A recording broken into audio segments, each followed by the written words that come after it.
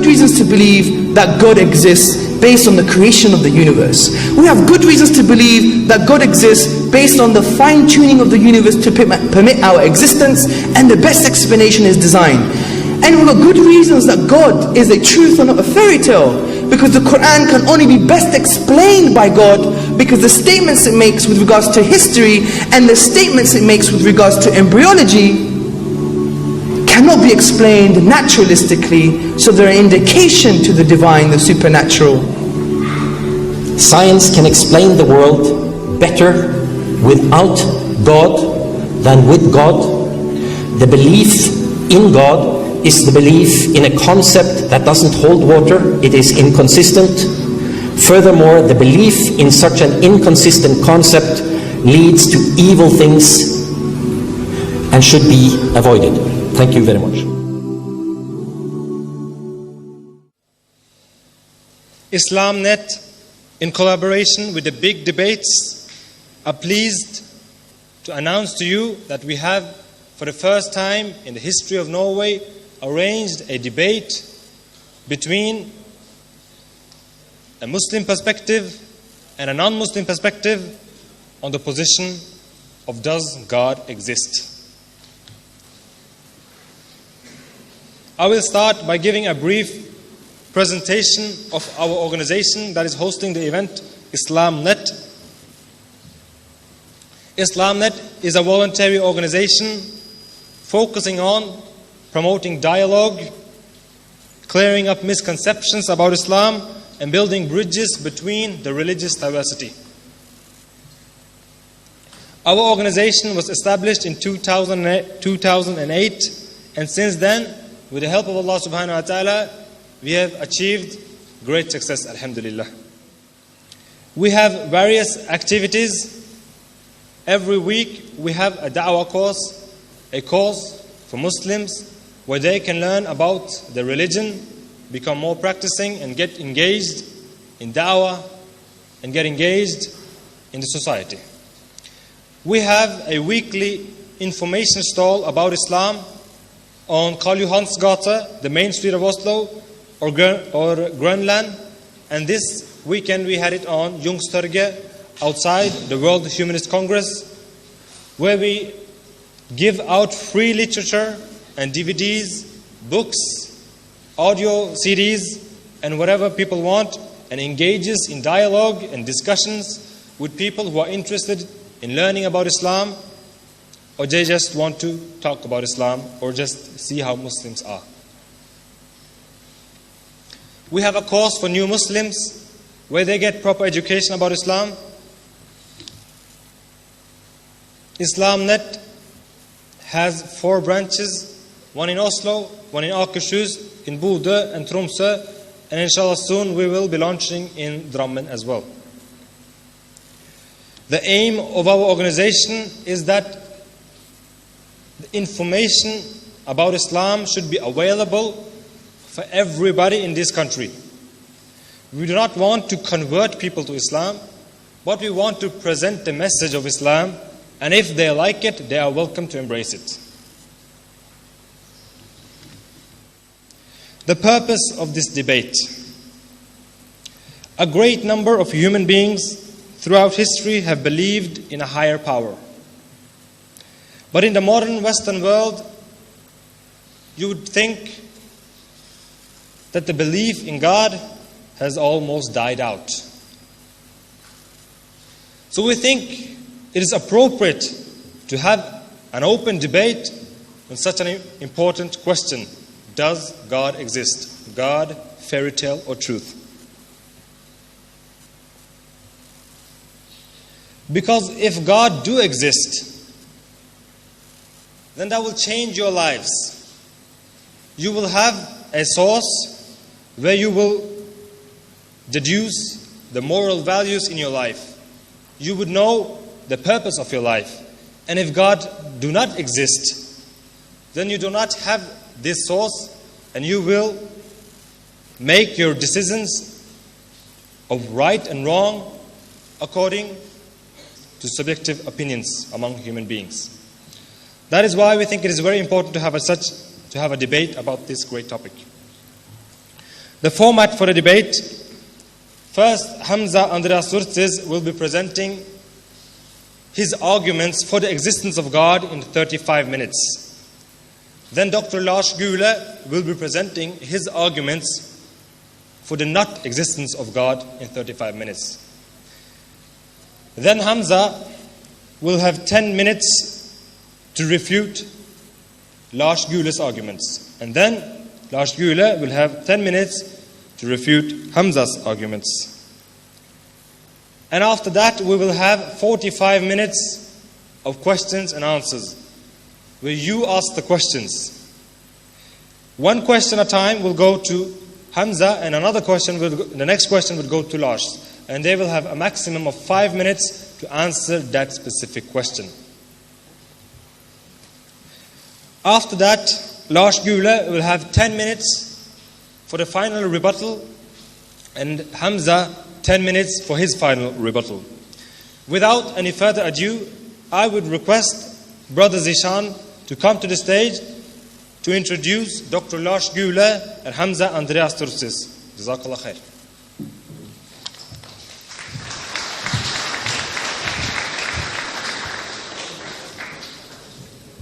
Assalamu alaikum wa rahmatullahi wa barakatuhu. I will start by introducing Dr. Lars Gule. Lars Gule was born in the year of 1955, and he is a Norwegian famous philosopher. He is regarded as a scholar of the Middle East, and he took his doctorate degree at the University of Bergen back in 2003 on the thesis Social Development and Political Progress in Two Societies. From the year of 2006, he has been employed at the Oslo University College, currently as a postdoctorate research fellow. And he has also been the Secretary General for the Norwegian Humanist Association from the years of 2000 to 2005. Lars Gule is particularly interested in the topics concerning multicultural society, Islam, human rights, and the Middle East. Dr. Gule has participated in many debates, even on the internet and through media channels, and also in live debates with other people such as Christians. He is particularly critical of what he thinks of what he regards as totalitarian ideologies and religions. He has also appeared in several media stations, both national and international, such as the BBC and the CNN. I will now introduce Hamza Andreas Surtis. Hamza Surtis was born in UK, London, in the year of 1980. He is of Greek origin. His parents migrated to the country of Britain, and that's the place where he grew up, and he himself accepted Islam in the year of 2002. He is currently a public speaker, an international public speaker on Islam, and also a writer as well, with articles, essays, and commentaries on political philosophy, the philosophy of religion and society. Hamza is also a researcher with a recent publication on non-Muslim perspectives on Islam and Muslims. Hamza has participated in many debates and symposiums with leading intellectuals, public speakers, debaters, and academics on the topics regarding Islamic and Western philosophy, politics, and current events. For example, he participated in a debate with the president of the American Atheists, Dr. Ed Buckner, on the topic Islam or Atheism. He also engaged in a debate with the editor of the Philosophy Now magazine, Rick Lewis, on the topic God, Delusion, or Truth. Hamza regularly appears in the media to explain and demystify Islam and provide unique perspectives on current affairs. Hamza has appeared on the BBC, Press TV, Asian Network, Nile TV, Islam Channel, Ummah TV, Iqra TV, and many other international media stations in the world. Without any further ado, please welcome Hamza Andreas Surtis to begin the debate.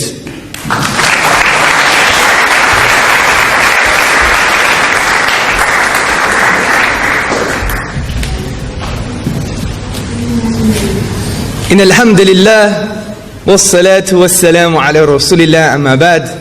Brothers, sisters and friends, I greet you with the warmest Islamic greetings of peace. Assalamu alaikum wa rahmatullahi wa barakatuh. Which basically means may the peace and blessings of Almighty God, Almighty Allah be upon you all. Today's debate is a very important debate, brothers, sisters and friends, because I would argue in the absence of God, there is no ultimate meaning in our lives.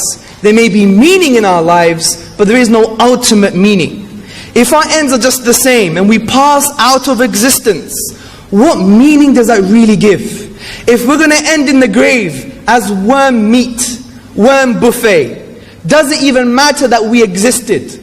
This is why the philosopher, Western philosopher, Arthur Schopenhauer, he said, I don't want the universe to exist. I didn't want it to exist, because he had this existential anxiety, this internal anxiety that the people of Norway unfortunately are suffering. 20 to 40% of people of Norway are taking antidepressant tablets. It's a fake type of happiness. Money has not worked. Also, in absence of God, there is no ultimate value. If I lived my life as a devil and Dr. Gule lived his life as an angel, what difference does it make? We're still going to be dust. There's no ultimate value. Also, without God, there are no objective morals. We can't say this is 100% right and this is 100% wrong, because there is no foundation for morality. It's just social pressure, which makes it subjective and relative. This is why it's a very important debate. And in order to argue that God is a truth and not a fairy tale, I will use the following arguments. 1, the creation of the cosmos, the creation of the universe. Number 2, the design of the universe. And number 3, the miracle of the Quran, the miracle of the book of the Muslims. Now let's go to the first argument. Argument number 1, the argument from the creation of the universe. Now, brothers, sisters and friends, we have all asked the same questions. Where did the universe come from? Why does something exist rather than nothing? Now, since the universe had a beginning in time, for instance, according to modern cosmologists, the universe had a beginning at the Big Bang, also known as the hot standard model. As John Boslow, the author of Stephen Hawking's universe, states, the biggest misunderstanding about the Big Bang is that it began as a lump of matter somewhere in the void of space. It was not just matter that was created during the Big Bang. It was space and time that were created. So in the sense that time had a beginning, space also has a beginning. So in this light, there are only 3 possible explanations for the existence of the universe. Number 1, the universe came out of nothing. Number 2, the universe created itself. Number 3, or the universe has a creator or a cause. Now, let's take the first one into consideration, brothers, sisters and friends. We know the universe couldn't have come out of nothing, because out of nothing, nothing comes. This is why P.J. Zwart, in his publication About Time, states, if there is anything we can find inconceivable, is that it is something could arise from nothing. Also, we know that the universe couldn't have created itself, because that would imply a paradox. Can your mother give birth to herself? Can this whole auditorium create itself? Can I exist and not exist at the same time? Can the doctor exist and not exist at the same time? This is a paradox, a logical impossibility. Things cannot exist and not exist at the same time. This is why you cannot have self-creation. Therefore, the best explanation, brothers, sisters and friends, is that the universe has a creator or has a cause. But all we know from this argument is that there's a cause or there's a creator. We can't claim it's Allah, we can't claim it's Buddha, we can't claim it's Jesus, we can't claim any of the terms we have used, approximately 3,800 names for God, since 6000 BC Sumeria. We've differed about God. God knows. That was supposed to be a joke. Please laugh. That's good. The joke's on me then. So, but if we use our reasoning, as the Quran says, the book of the Muslims, to use our minds, أَفَلَا تَعْقِلُونَ, do you not use your minds? We will come to the conclusion that this cause is in line with the Islamic narrative of God. For instance, since this cause created the universe, which includes time and space, it must be one. Because if we claim it's 2, if we claim it's 3, if we claim it's 300, if we claim it's 3,000, it creates far more questions than it answers. So the simplest explanation is the best explanation. This is a principle in philosophy called Occam's razor, which really means do not multiply entities beyond necessity, because you'll have a huge task of trying to answer more questions than you've answered. Also, it must be uncaused, because there is an absurdity of an infinite regress. Big words, I know. What does this really mean? Say, for example, I wanted to give Dr. Lars Gule a kiss on the cheek. That's another joke. So imagine I want to give him a kiss on the cheek, but I had to ask his wife for permission. And she says, you know what? I can't give you permission because the person behind me has to give me permission. And the person behind that person has to give that person permission. If that went on forever, will I ever give him a kiss? Unfortunately not. So this is the same case with the universe. The creator must be uncreated. The cause for the universe must be uncaused. Also, this creator, this cause must be immaterial, which basically means outside of the universe, outside of the material world. As the Quran says, لَيْسَ كَمِثْلِهِ شَيْءٍ, there is nothing like unto him. And the reason for this is because since this creator created space and time, and within space and time is the sum of all material, then it must be outside of space and time, which means it's outside of everything that's material. Most significantly, brothers, sisters and friends, and this is very important, this creator, this cause must have a will.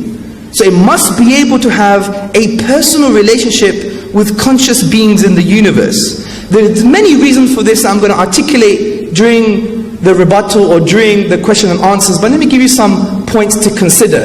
The reason this creator cause must be personal, because if it's eternal and uncaused, and it brought into existence an effect that began, it must have chose the universe to come into existence.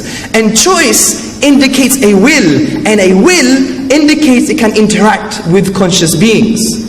This is very profound, because if you claim this cause is just mechanical, then all mechanical causes exist with their effect. But if this cause is eternal and brought into being the universe at a certain point, therefore it chose for the universe to come into existence. Another argument is, put your right hand up. That's proof that an immaterial cause can bring something into existence. Our minds are immaterial.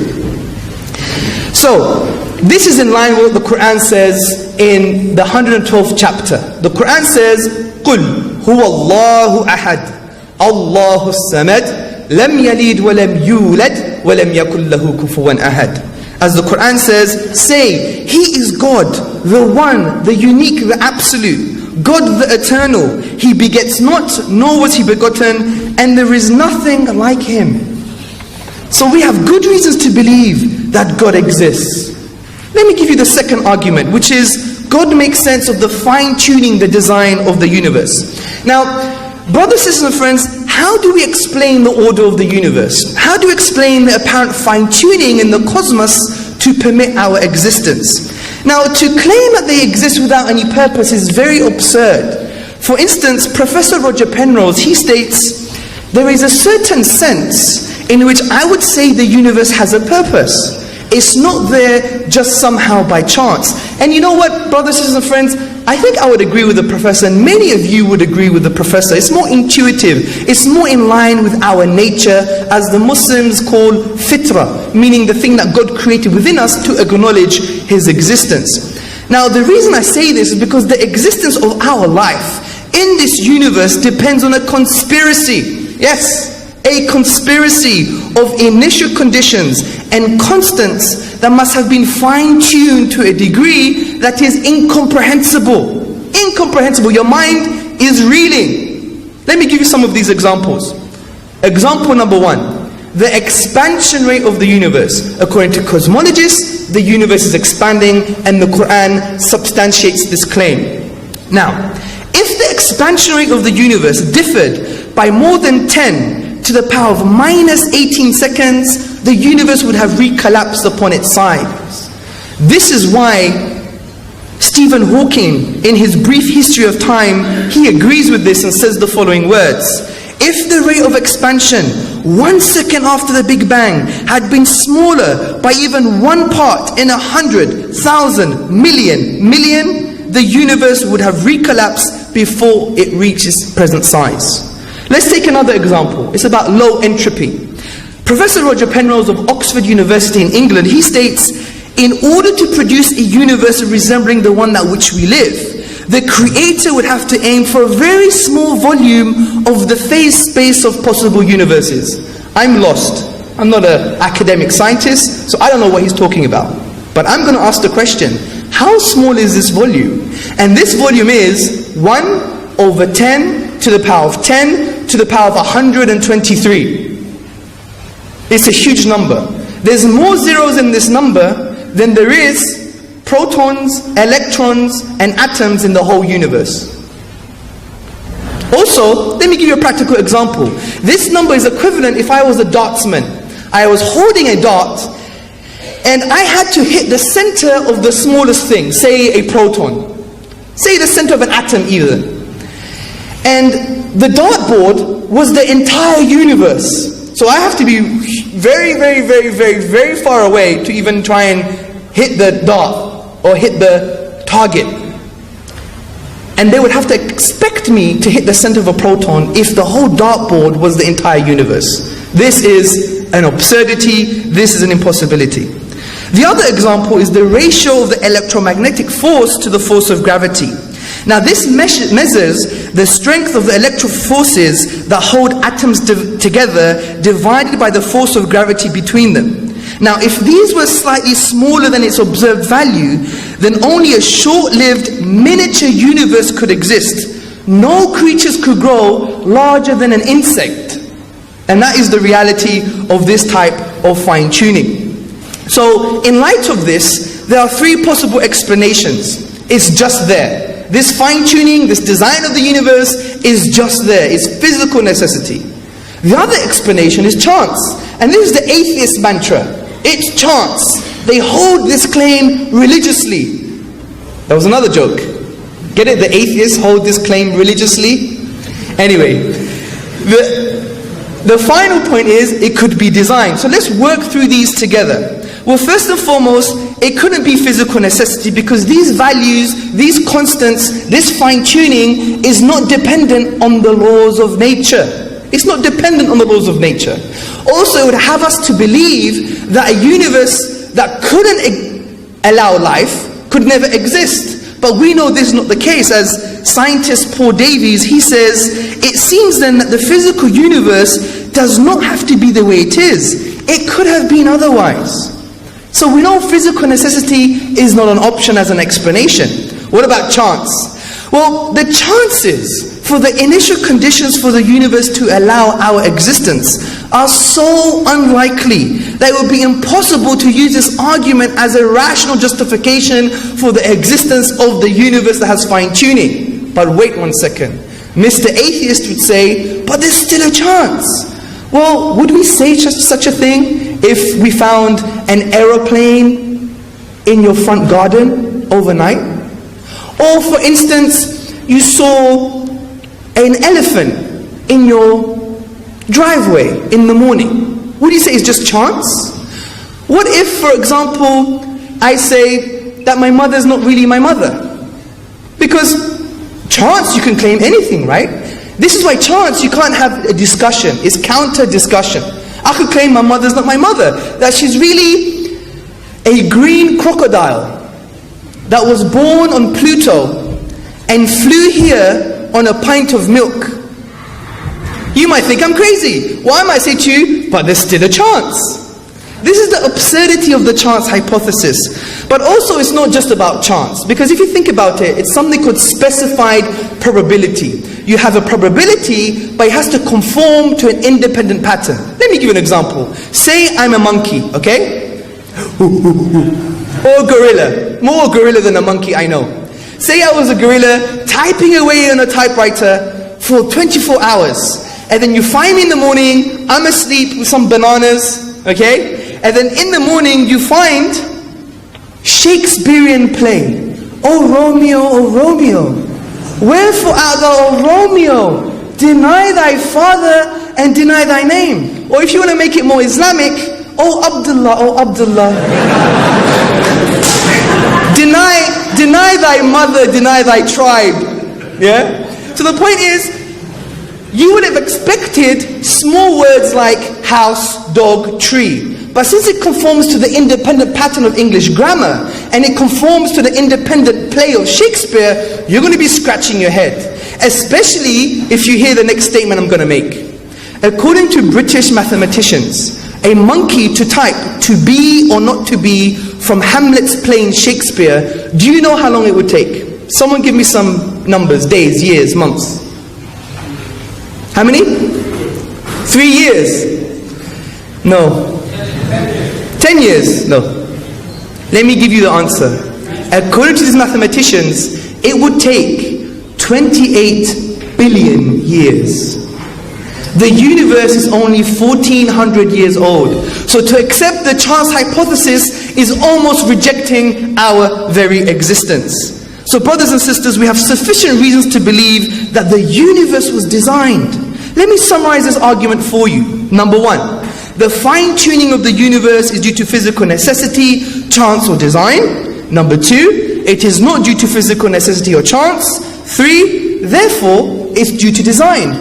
And the Quran, the book of the Muslims, eloquently summarizes the design argument. It says, in the creation of the universe, and the alternation of the night and day, and the ships which sail the seas to people's benefit, and the water which God sends down from the sky, by which He brings the earth to life when it was dead, and scatters about in it creatures of every kind, and the varying directions of the winds, and the clouds subservient between heaven and the earth, these are signs for people who use their intellect. The Quran is a book that engages with the human mind. Now before I get to the miracle of the Quran, let me talk about one main contention, main argument against this argument. And you can find it in Richard Dawkins' book, The God Delusion, on page 157 to 158. And he says, it's very interesting, this design argument, I really like it. But there's a problem. And the problem is, who designed the designer? Well, this is highly problematic because in the philosophy of science, the best explanation doesn't require an explanation. Let me give you an example. Say we all went on the moon. Hadda yallah, let's go. Yeah? We went to the moon and we were digging away. And you found some iPhone, some BlackBerry, some pottery, some arrowheads, some trainers, some sophisticated equipment, doctor's glasses, his watch, his beautiful t-shirt. Yeah? What would you conclude? That there must have been a civilization there. But wait 1 minute. Say Richard Dawkins comes along and he says, you can't claim such a thing. You don't know where they came from. You don't know their name. You don't know their color. You don't know anything about them. And then we would say, it doesn't mean our explanation is not the best explanation anymore. Because the best explanation doesn't require an explanation. Also, if you say the best explanation always requires an explanation, then we could say, what about the explanation for the explanation that explains the best explanation? But what about the explanation that explains the explanation that explains the explanation that explains the explanation for the best explanation? 1 minute. What about the explanation of the explanation that explains the explanation, blah, blah, blah, blah, blah. If we do this forever, we will never have any explanations, which undermines science itself. So this is not a very strong contention. Now let me go straight to the miracle of the Quran. Now first and foremost, a miracle is not defined as a violation of natural law. This is an old Western view, and it's an incorrect philosophical view on miracles. The Islamic philosophy or the Islamic thinking sees a miracle as an act of impossibility. which is more coherent, it makes more sense. Because if you exhaust all possible explanations in the natural world, then it means you have to start looking for supernatural explanations. And it makes sense of God's existence. Now, I'm going to discuss the Quran in two ways. Historical statements that make it a miracle, and scientific statements that make it a miracle. Now let's go to the first one, the historical statements.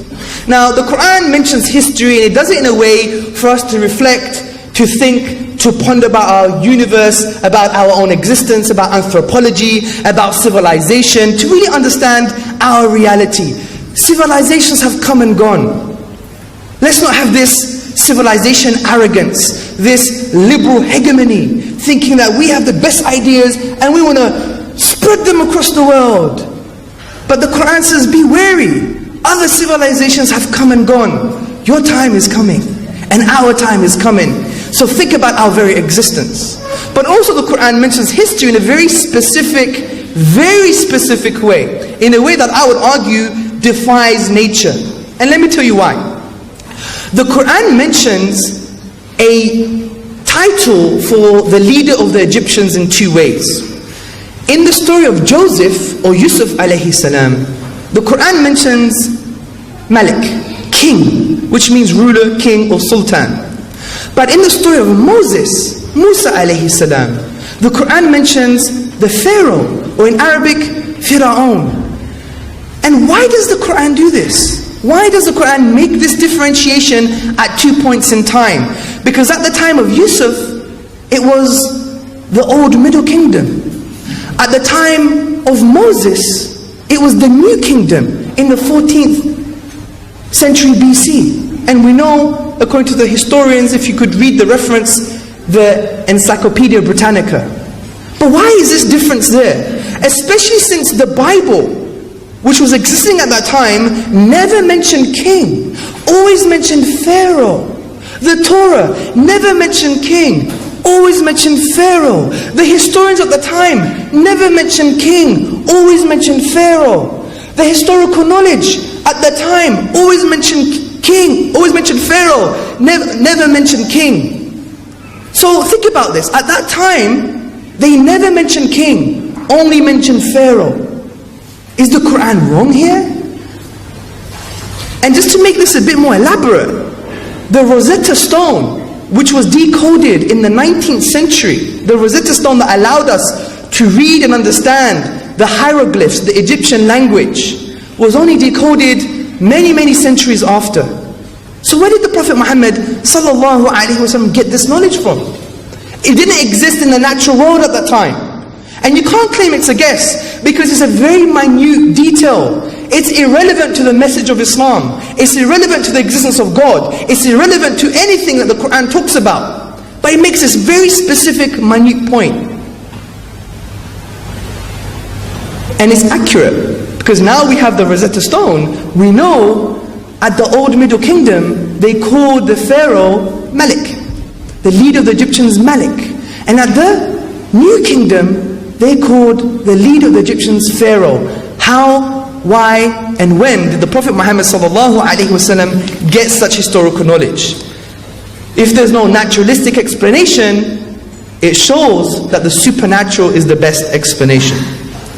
Now let me give you one of my favorite arguments now, something that the Islamic Education and Research Academy has studied for a while.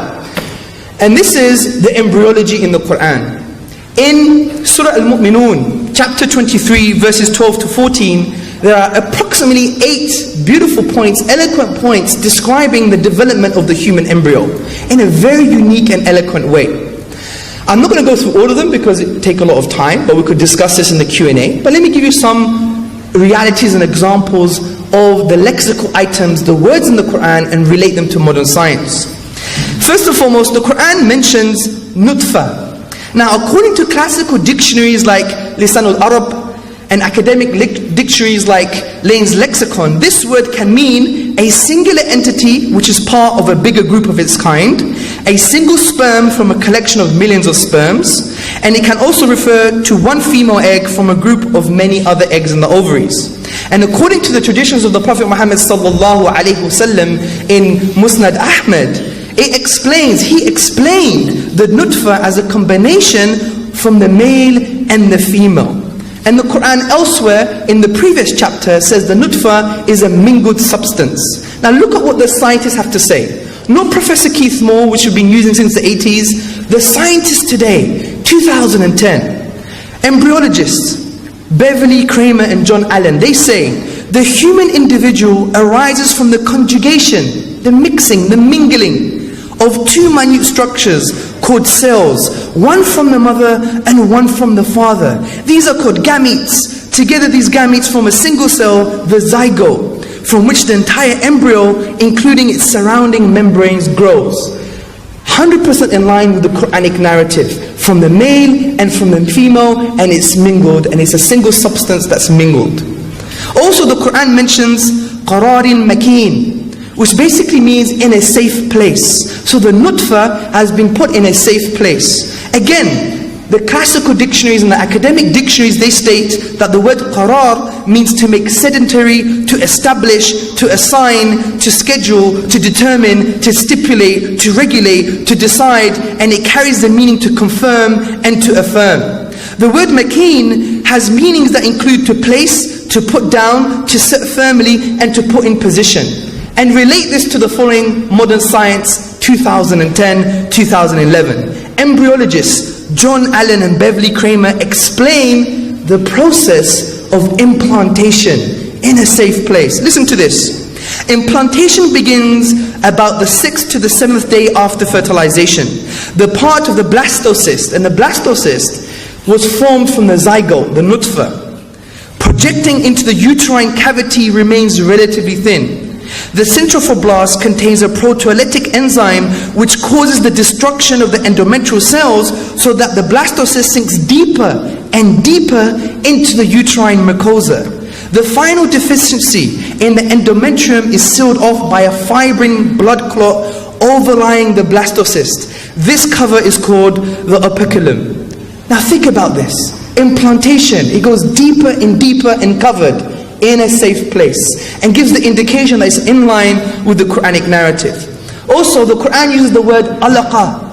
Alaqa. This word, according to the classical dictionaries and the academic dictionaries, means to hang, to be suspended, to dangle, to stick, to clean, to cling, to cleave, and to adhere. It can also mean to catch, to get caught, affixed and subjoined.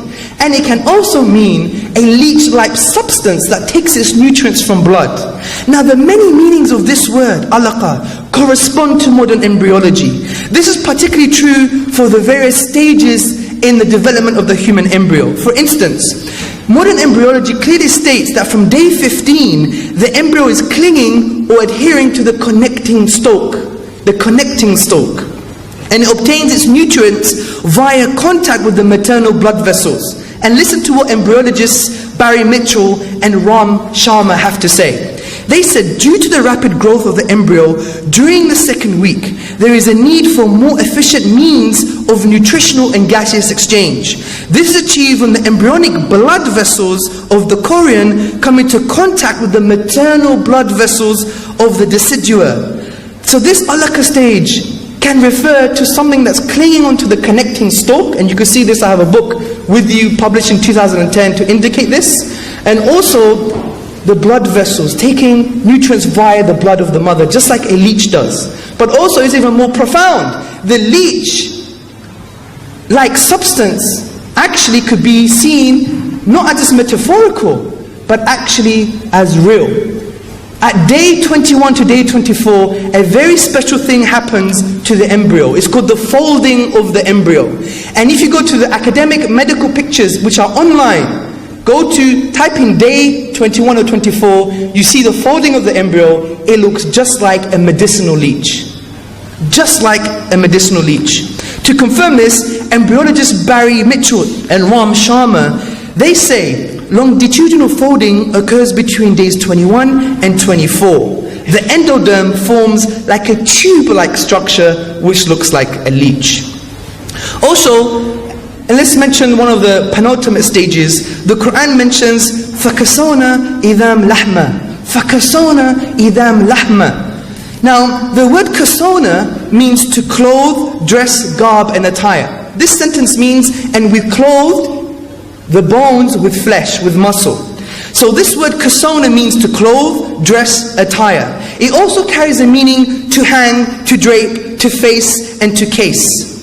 Also the word flesh is lahm, and it means flesh or a small piece of meat and a fleshy type of thing. Now John Allen and Beverly Kramer, the embryologists, they confirm how limb muscles are formed. And listen to this very carefully.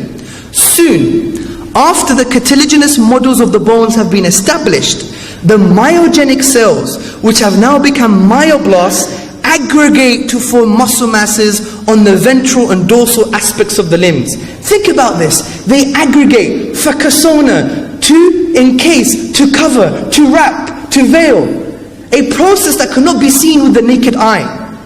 And to reconfirm this, Barry Mitchell and Ram Sharma, they explain what happens. They say the myoblasts then migrate distally. They move and migrate distally, fakasona, to hang, to veil, to close, to encase, over the muscle, over the bones, to create muscle masses surrounding the developing skeleton. This is 100% in line with modern embryology. So, let's put this in context. There's a lot of science, but let's put this in context. How can we explain this in light of the fact that this is relatively new science? How can we explain when the possible technology didn't exist at the time? What does it tell you about the author? Especially since the only embryology they knew was Aristotelian and accounts from Galen, the two physicians and philosophers at the time. And their descriptions of the developing embryo was based on the naked eye, on dissections, and they were inaccurate. Listen to this, for example. Galen attributed to the semen, which what we now attribute to the fertilized ovum. The Quran doesn't mention this. Aristotle said that only the semen has the power of the faculties, and it mixed with menstrual blood. The Quran doesn't mention this, it mentions nutfa.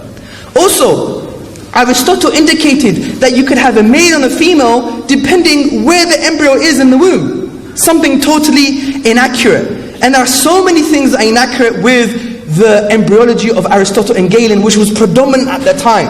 So to claim the Prophet copied this would be to claim a mass conspiracy. Because say he did copy it. What did he do? He knew what was bad and he left it. He took what was similar, made it better, and actually mentioned stages that are in line with modern embryology but wasn't mentioned at that time. To claim such a thing would be equivalent of saying that your mum's not your mum. Because you have to answer so many questions. How did he know what was correct? How did he add all the other new stages? It's a conspiracy. And this is why many atheists on the web and so-called academics are trying to refute these claims. Upon our studies, we've seen that they're very shallow claims. So in absence of knowledge at the time, we can't find natural reasons why the Quran would have brought about statements that are totally in line with modern embryology. What does it say about the author? It says it's not from nature, it's from the supernatural, meaning from the design. So brothers, sisters and friends, let me summarize today's debate. We have good reasons to believe that God exists based on the creation of the universe. We have good reasons to believe that God exists based on the fine-tuning of the universe to permit our existence, and the best explanation is design. And we've got good reasons that God is a truth and not a fairy tale, because the Quran can only be best explained by God, because the statements it makes with regards to history and the statements it makes with regards to embryology cannot be explained naturalistically, so they're an indication to the divine, the supernatural. سبحانك اللهم وبحمدك أشهد أن لا إله إلا أنت واستغفر لك وأتوب إليك. السلام عليكم ورحمة الله وبركاته.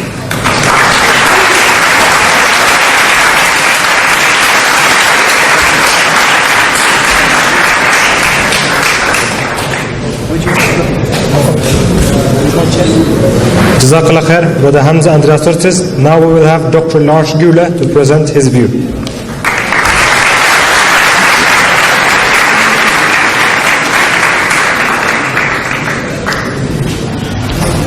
Thank you.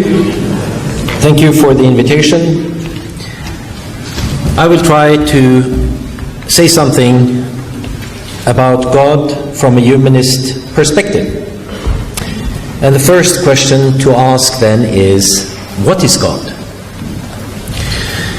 God is a human creation. And it's a special kind of human creation. Philosophically, we call this a hypostasization, which means that we have something created, and in this case, an abstraction, a concept, an idea, that returns and appears as the creator of the one who created the concept. So, this is why God is a projection with human traits and feelings. And this is what we have seen throughout history, that God has been presented as a variety of man, as male, female, strong, small, good-looking, bad-looking, ugly, evil, benign. All of these characteristics we have seen in the various gods that man has created throughout history. The more sophisticated forms of God, the monotheistic God, or gods, perhaps we should say, because one could always argue that the Jewish, Christian, and Muslim God is not really the same God. And there are good arguments to say that we are talking about at least different concepts of God. And at the same time, we have a history of saying it's the same God. It's the Abrahamic God that all these three religions share. Still, if you look at the history of this concept of God, it is a very human image. It's a human image of God in Jewish scriptures, it's a human image in Christian scriptures, and it's a very human image in the Quran and other Muslim, Islamic scriptures. Why have we created God? The creation of God is a result of our need to understand and find meaning in the world. As human beings, we are looking for purpose, we are looking for meaning, we are trying to see patterns, because this is part of our biological, psychological makeup. And this has survival value. Our ability to reason, to recognize, and to search for meaning behind action, and particularly behind the actions of other human beings, gives us survival value. Because if you don't understand that a smile is a sign of friendship and peace, but maybe it's a false smile. Maybe this is something that we have to look out for. Can I really trust this person? For that reason, we are looking at what is happening around us, and we are trying to understand what is going on around us. And experience learned teaches us very quickly that there are something behind appearances. Oh yes, I heard yesterday, they talked about me. They said something about me. Could it be that that smile is an ironic smile? That it's a smirk because he heard something about me yesterday? This way of attempting to find meaning in the world is an obvious psychological mechanism in the creation of gods, spirits, angels. Isn't there something particular? Isn't there a personality to that tree? Why did that rock suddenly appear in the road? That rock must have had an evil intention since I hurt my foot on it. But that's a naive idea.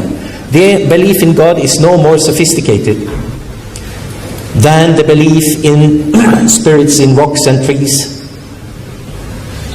It is exactly the same type of search for meaning.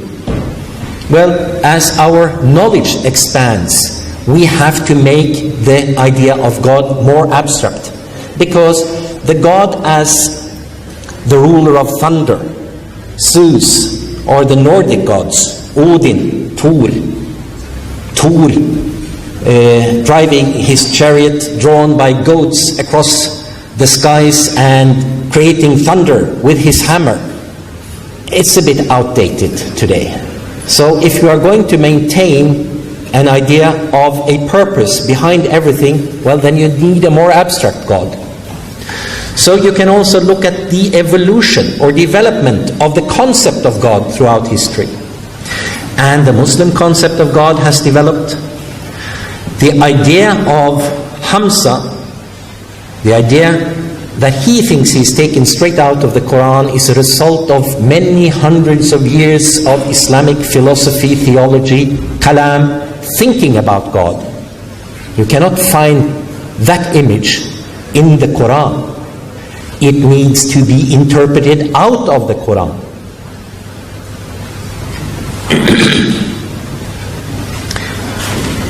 Perhaps is this also our belief in gods? Perhaps it is also a result of what we could call hyper-rationality. We have the ability to reason that has survival value, that is useful for us as human beings, but it could have the side effect that we become too rational, that we are looking for too much meaning and purpose in the world. Conspiracy theories are one example of how we see more meaning than there actually is in the world. And the search for God could be, I'm not saying it is, but could be, it's a hypothesis worth investigating, could be another effect of our ability to reason, but an ability that runs amok, so to speak. But the ideas of God, the religious ideas of God with the characteristics imputed into God or gods, are also reproduced as a result of alienation, social frustration, oppression, and injustice. In short, it's reproduced based on our need for comfort. Our need to see that, well, there will be some justice at the end of it all. Unfortunately, the world isn't like that. The world is full of injustice, and we do not have any guarantee for any rectification of the injustices in this life, nor in the hereafter, simply because there is no hereafter. So, why is there no God, in my opinion? First of all, simply, there are no proofs for the existence of God. We do not have any scientifically interesting or valid evidence for the existence of a God. Hamza has presented two classical arguments, and I will rebut them more thoroughly later, and that's the argument from creation and the argument from design, cosmogony and cosmology. But there is no need for a God in order to explain the world. Science can explain the world without God, and it explains the world better without the hypothesis or theory of a God as the cause of everything. Furthermore, the concept of God as we find it in the monotheistic religions is contradictory. It is inconsistent. And if you have a concept that is inconsistent, it means that attaching any value to it or believing it as something that could exist is senseless. If you can show that something is meaningless, absurd, contradictory, then you have used what philosophers call a reductio ad absurdum. You have shown that something is absurd. And for that reason, you have also disproved the relevance and existence of what the concept tries to give you a grasp of. Now, why is the concept of God contradictory? Because the claim is, and the claim goes much further than we have heard so far, the claim is that God is all love, omnipotent, and all-knowing. Still, there is evil in the world. This is a logical contradiction.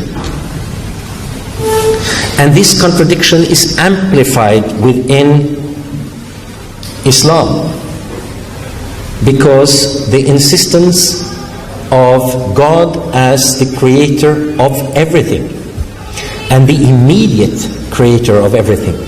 And this is a very important consequence of Islamic philosophical theology, because there are various ways of interpreting the God of the Quran.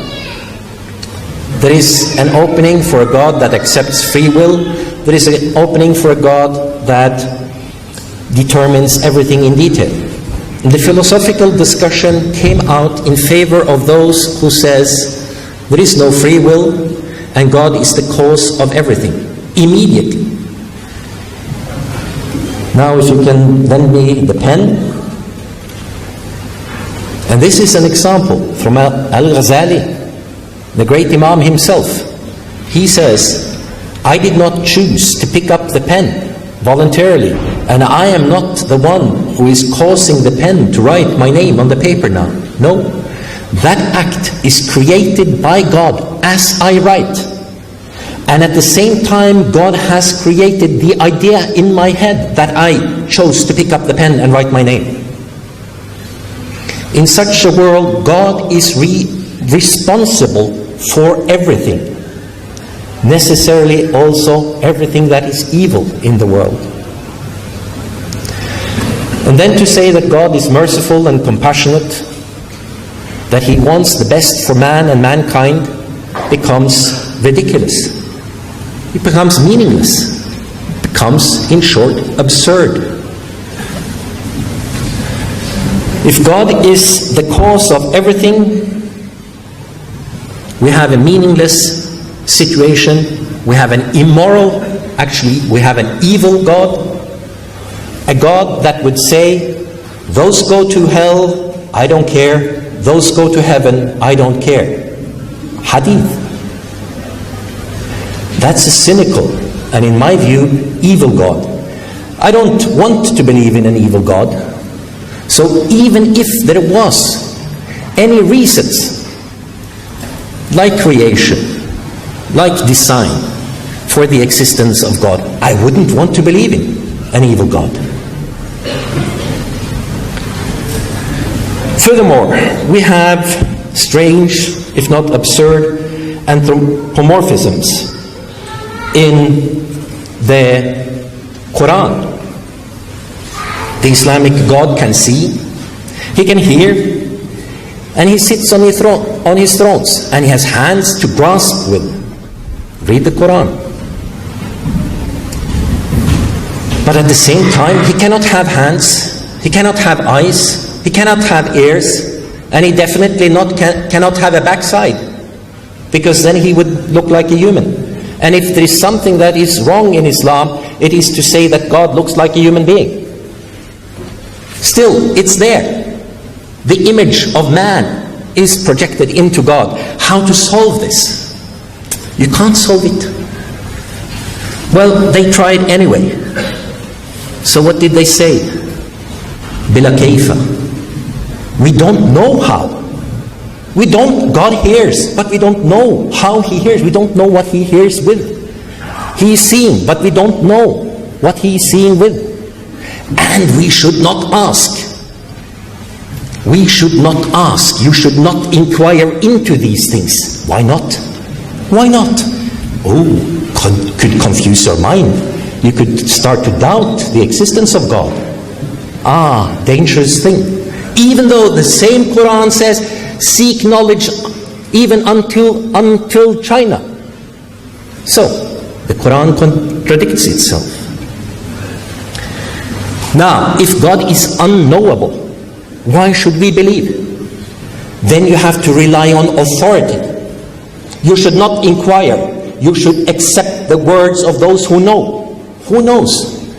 The scholars, the learned? Well, then you have to submit to their very human authority. Not the authority of God, but human authority. Because there is always humans who are interpreting the Quran and telling you that you should not inquire further. Besides, the Jewish, but not to the same extent as the Christian, but to the largest extent the Muslim God, is also evil because he wants to torture men and women for all eternity. Muhammad's first message was, repent, recognize God, or you will go to the fire. Yawm ad-Din had two gates. One was hellfire, the other was paradise, and I believe Hamza told you about paradise yesterday. So those of you who would like to go there, have a nice image. My point is that the other outcome of life is eternal damnation, which is cruel and inhuman. Even to say that Anders Behring Breivik should burn in hell for eternity is such, because eternity, what is eternity? Do you know what eternity is? It's in itself a dangerous and difficult concept. But if it should have any meaning at all, it means a torture that we cannot imagine. And a God who says that someone, for some reason, should be tortured forever is an evil God. We also know that God is a terrorist because he holds the whole of humanity as a hostage for the evil doings of some people. Muslims accept the flood, which meant that God destroyed all of mankind because of the wickedness of some men. And if you say, no, it was all mankind who had become corrupt, it is not true, because God with the flood killed the unborn babies in mother's womb. They were innocent, and they were destroyed by this tyrant. Another reason why you should not believe in this idea of God. Finally, one should not believe in God. And this is also a reason why we can assume, have good reasons to assume that there is no God, is the evil that is caused by the belief in God. Not what God is alleged to have said and done and required. But we have seen torture, we have seen war, we have seen oppression, we have seen extermination, all committed in the name of God. And if you now say, well, that's the abuse of the Word of God, that's the abuse, this is not how it was meant, well, then it means that you sit there with knowledge of the will of God that the Prophet did not have because he went to war, that the caliphs did not have because they went to war, that the sultans did not have because they went to war. If you are said that these are the false words, the false representation of the will of God, you are saying that we know better. And of course, you are not oppressing your wives, sisters, and other women. Why are they sitting there? And the men here? A clear example of the differentiation that ends in discrimination between men and women. And that has been seen throughout the history of Islam, as well as in all other religions. You have this subjugation and discrimination of women. You have the subjugation and oppression of non-believers. And we have seen it in all religions, and we have seen it in Islam. No difference. Now, nice people from IslamNet have been standing outside the World Humanist Congress in Oslo, and we have had peaceful arguments. And I'm here invited by you for a peaceful argument, or perhaps a heated argument, but nevertheless, non-violent argument. We have humanist colleagues from Muslim countries that live in fear of their lives because they do not follow the beliefs of the Quran. Why should they? Why should humanists live in fear of their lives? Why should Ahmadiyya Muslims in Pakistan live in fear of their lives? Because they disagree with the majority. And if you say, yeah, well, sorry, we are very sorry, the majority of the Muslims in Pakistan have misunderstood. Yes, if they have misunderstood, where is your protest? Where are your protests against the oppression of those who believe otherwise, being oppressed in the name of Islam? Do you want to build mosques in Oslo? And I support your right to do so. Where is your argument for the right to build a church in Mecca?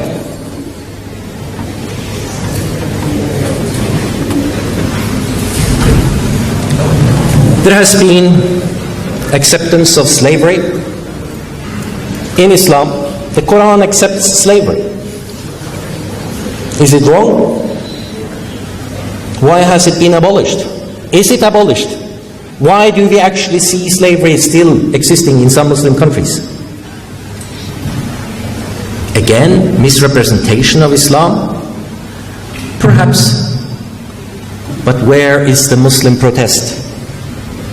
Where do I hear your protest? The belief in God has resulted in the rejection of human rights consistently in practically all religions. The Norwegian state church accepted human rights roughly after the Second World War. Before that, they were not that important. Many Muslims say, human rights? No way. All the human rights that God has given to humans, we find in Islam and Sharia. So therefore, we don't need to concern ourselves with it. And that's why you are quiet when people are oppressed, when their freedom of religion is oppressed. The belief in God, the supreme authority, has led to the rejection of democracy.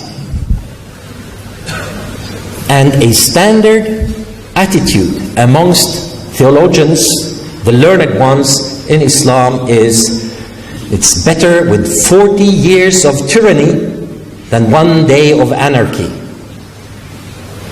In that way, Islam has consistently been used to defend every dictatorial regime since the caliphs that were suspect in the Umayyad dynasty in the 7th century. This is perhaps the most serious reason why the belief in God is a dangerous belief and why it should be rejected. It leads to, in most cases, consequences that are worse than non-belief. To try to sum up, science can explain the world better without God than with God. The belief in God is the belief in a concept that doesn't hold water. It is inconsistent. Furthermore, the belief in such an inconsistent concept leads to evil things and should be avoided. Thank you very much.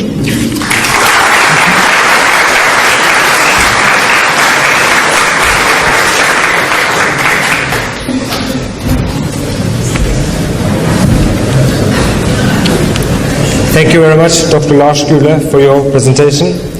Now we will have Hamza giving his rebuttal to Dr. Lars Gule's arguments for God's non-existence. Thank you.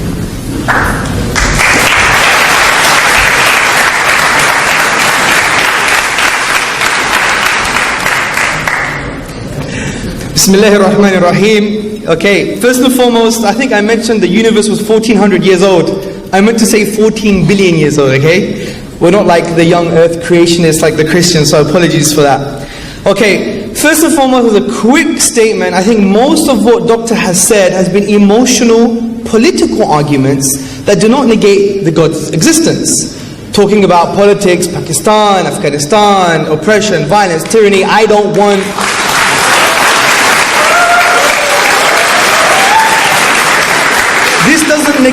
This doesn't negate God's existence, and plus huge opinions. There's nothing that we heard today that is an undercutting defeater to any of the arguments we constructed, and he hasn't constructed an argument for humanism. Rather, he's just thrown small stones at a big wall.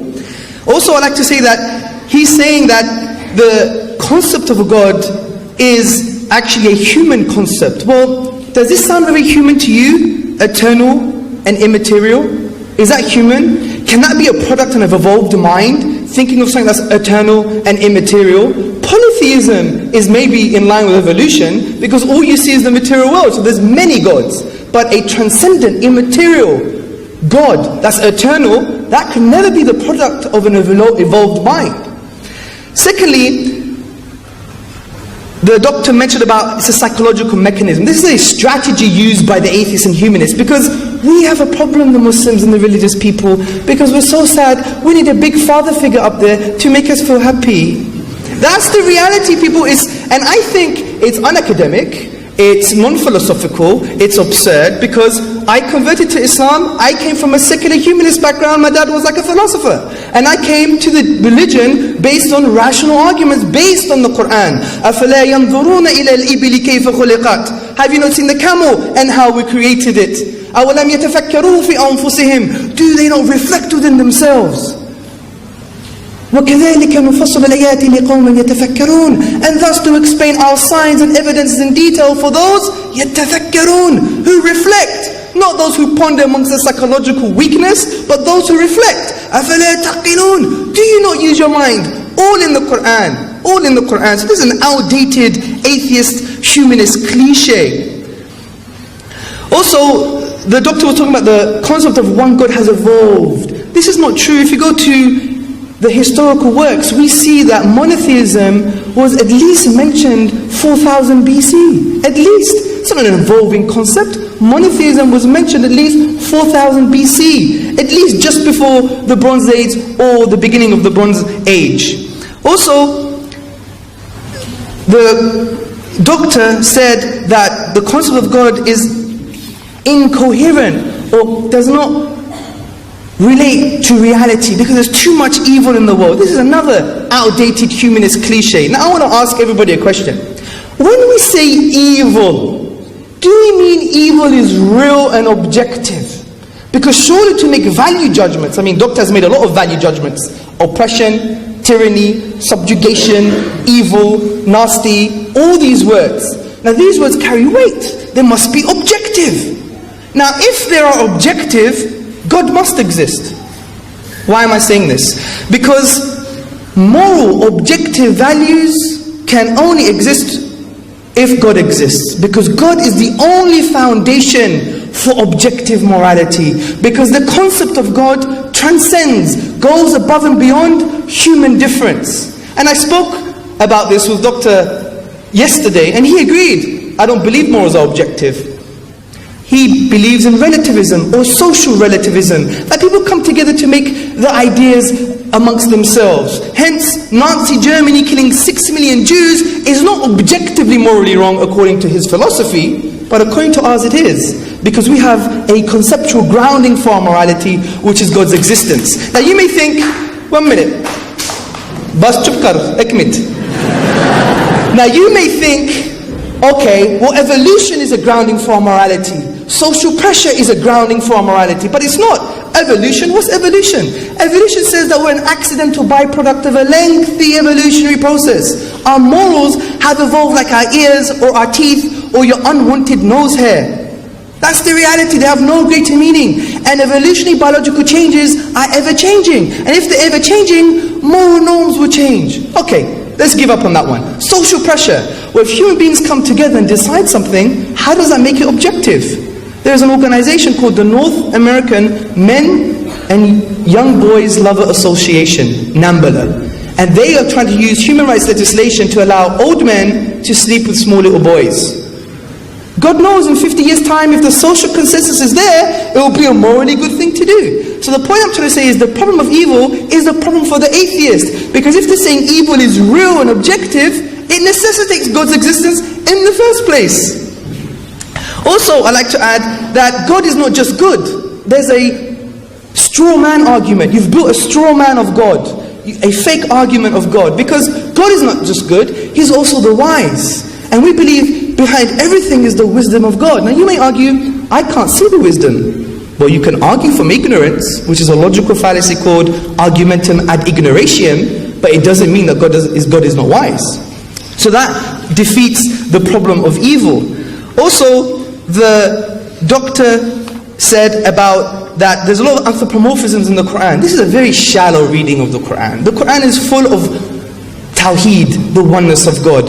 When we look at God's attributes and His names, we know that we relate it to the statement, لَيْسَ كَمِثْلِهِ شَيْءٍ. There is nothing like God. So we affirm what God has said, but we don't know the modality. We don't understand the modality. And this is not incoherent because we know the universe expands, but do we know how? Just because we don't know how, doesn't mean the universe doesn't expand anymore. Do you see my point? Also, the philosophy of language that the Arabs adopt is a different philosophy from maybe the German school of philosophy of language. For existence, think of the word wing. What does a wing mean? You may think bird, but we also have a wing of a hospital, a wing of a plane. So there's an innate concept that doesn't have a translation into the physical world. And this is what we say with regards to the attributes of God. They're unique and one, and we reject anthropomorphisms. Also, he was saying God's a terrorist. That's an emotional argument. We believe God is the most loving. Al-Wadud. Al-Wadud means excessively loving. There's a prophetic teaching that the Prophet ﷺ said, God is more loving than a mother to her child, and there's no greater mercy than the mother to her child. So imagine the transcendent love that God has given to the human beings. And God wants to send you to hell. That's not the reality. A good reading of the Quran tells us that we made ourselves go there. God says, don't blame me, blame your own hands. The spiritual cause and effect of reality. And I think these are some of the counter arguments to some of the things that he said. But the rest of the stuff like gender issues, etc., we could address in the Q&A because they don't really negate God's existence. But just on a final note, the creation of the universe, no counter argument. The design of the universe, no counter argument. The miracle of the Quran, no counter argument. I want a counter argument now, because we can't just be rhetorical and airy-fairy and just have a nice time and have a pint of milk, or beer in your case. The point is, we need to be just. We have an epistemic duty, we have a duty to knowledge to argue these claims. So I'm looking forward to your rebuttals, and I'm looking forward to rebutting your rebuttals. Assalamu alaikum.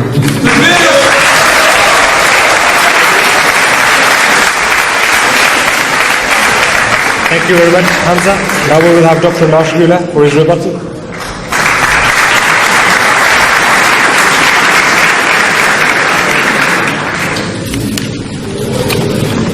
Now, I did of course not rebut Hamza's argument in my introduction, because I was invited here to answer this question.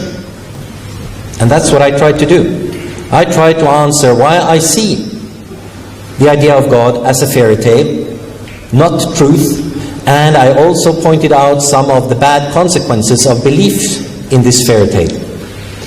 Now, I will try to point out some of the problems in Hamza's presentation, but I do object to his presentation of our discussion the other day, which was video filmed, and you can look at it. There is a difference between objective values and absolute values. I do believe in objective values. Objective values springs from human existence, from human emotions, from human experience. Pain is a real experience. And on that basis, we know that we should avoid to inflict pain. And that's fairly objective for me. It's not absolute. In certain circumstances, it is right to give a small child an experience of pain, not because you want to harm it, on the contrary, because you want to give it an inoculation and save it from disease in the future. The point here is that it is absolutely possible to talk about objective values without making these values absolute in a religious sense. We'll come back to that. It is true, for humanists there is no ultimate meaning, in the sense that there is an absolute meaning. Life is here and now. Does it matter that we exist? Well, if you require an ultimate meaning, and you says there is no such ultimate meaning, then our existence is meaningless in that perspective. But each and every one of you, for most of the time, feel that, yes, life is worth living. It has value. And that's the point of life from a humanist perspective. We give it value. We give it meaning. We give meaning to our lives. We do not rely on some imaginary divine being to give purpose and meaning to our lives. We have the responsibility to create that for ourselves. Now, science can be difficult. Nothing came out of nothing. The answer to that is simply that we do not know. It is a philosophical or theological proposition that nothing comes out of nothing. But how do we know? It is a allegedly logical argument. But a lot of so-called logical arguments have been corrected by science. Some things that we thought was impossible turn out to be quite possible anyway. The universe could very well have created itself. There is no bigger mystery in the universe creating itself than that God was uncreated or created him herself. What's the difference? It's only a difference if you want to make it a big difference. The biggest difference is that if you say God was there from eternity till eternity, there is nothing more to ask about. There is nothing more to inquire into. If you say the universe could have created itself, or it could have recreated itself from previous universes, then you have an amazing amount of questions to ask and to inquire into. And this is what science is doing. Did the universe create itself? Did it spring from former universes? And material, immaterial? Don't make my position out to be a simple materialist position, because then you are really revealing that you don't know anything about modern science. How many dimensions do a modern cosmologist need to explain the universe? Quiet? 9, 12, 19, 21. Take your pick. Of course, these dimensions are not material, but they are not divine, they are not inscrutable, they can be researched, they can be calculated, they can be made theories about, and then they can be tested. This is modern science. Much more amazing than any belief in religion. If you have God, then you have all the answers, period. If you believe, in inverted commas, in science, then you have really a lot of work ahead of you. Fascinating work.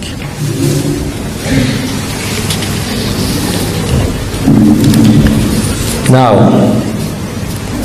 the discussion about causes relates to this. Science is concerned with causes, natural causes. If you have the ultimate cause as God, you could say, yes, well, we are not opposed to science. Our Islamic beliefs are not opposed to science. We accept science. But before the Big Bang, there is God. And then he set the whole thing in motion as the first mover. Fine. Then we will agree about a lot. And disagree about certain cosmological and cosmogonical positions.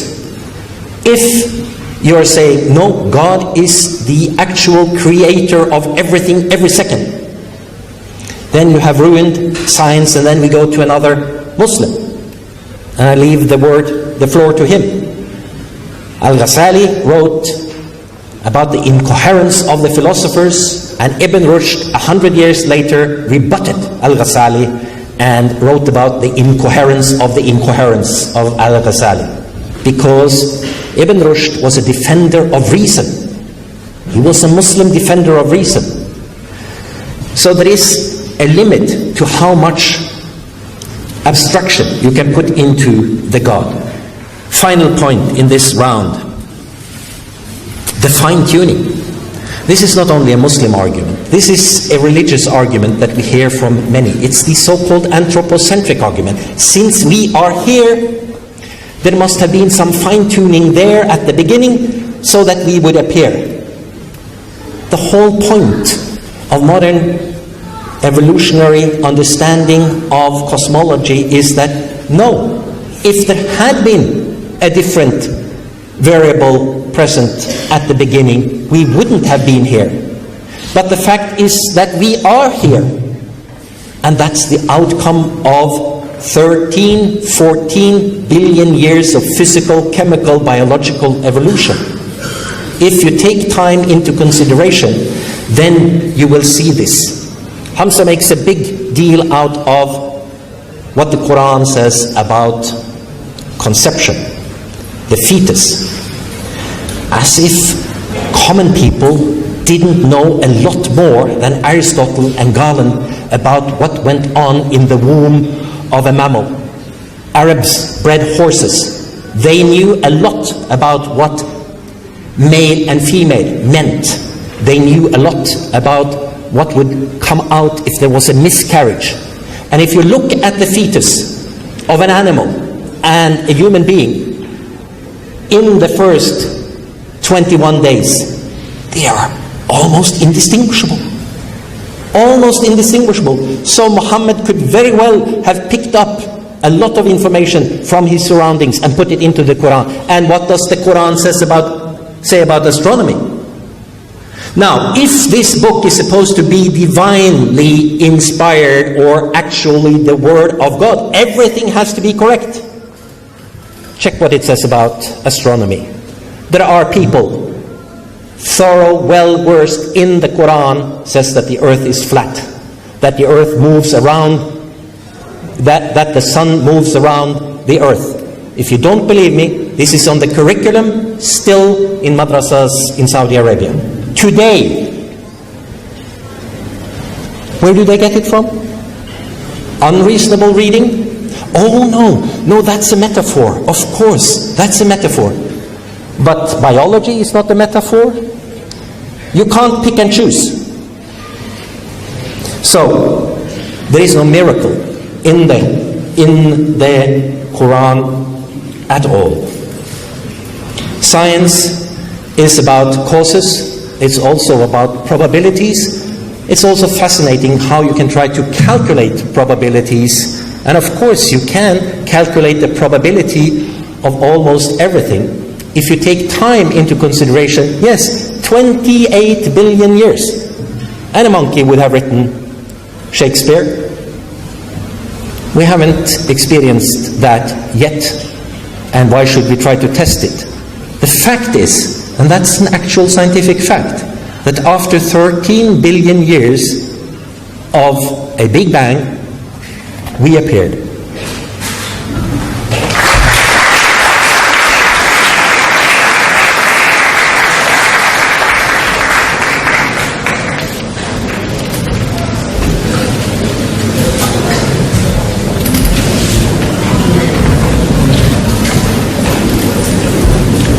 Thank you very much, Dr. Lars Gule.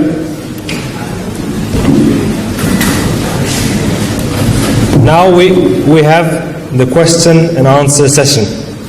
This is your session, and this is your opportunity to challenge our speakers on what they have said today on the topic God, fairy tale or truth. We would like you to make two queues. One over here for the gents and one on the balcony for ladies. And if you have questions, we will ask our speakers to answer those questions. One question for Dr. Lars Gule and one question for Hamza Andreas Turcis.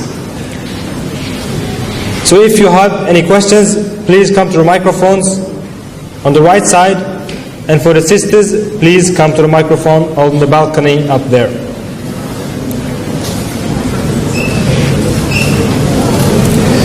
We have some basic rules we would like you all to follow during the Q&A session.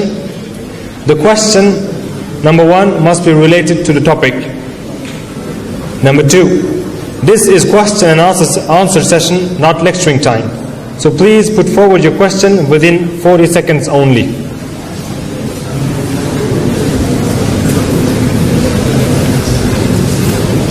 We would request every questionnaire to kindly state his name, profession and belief before he puts forward his question. Do we have any brothers or any sisters who would like to ask any questions? Then they could come forward to the mics right now. The first question will be to Hamza. Do we have any questions for Hamza? Up there. Okay. Okay, wait. We have one sister up there first, so we're going to give her preference, and after that we will give you preference. Question for Hamza. You have 5 minutes to answer that, and he will give you the time, okay? Fantastic. 1 second, we have to put the microphone on. Do we have sound? Continue, please. Yes. I have some questions about the objectivity of morality, as you talked about. And I have some questions. I have one question about that, and one question about the objectivity of the Quran.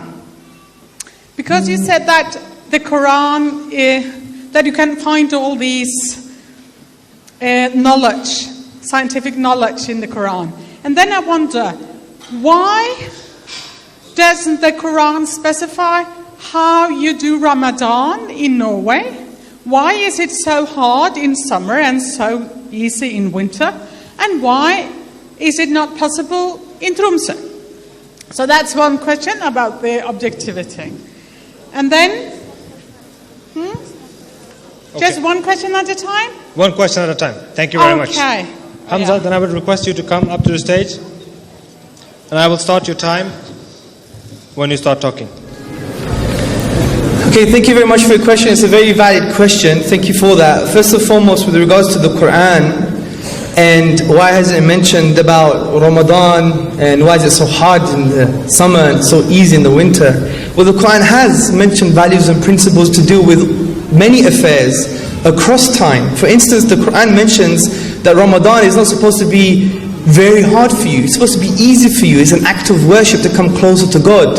لَعَلَّكُمْ تَتَّقُونَ, in order for you to gain God consciousness. So the Quran says, if you are unable to fast because of extreme time, for instance, and it's unbearable physically, then you just pay charity every day. So the Quran mentions the solution.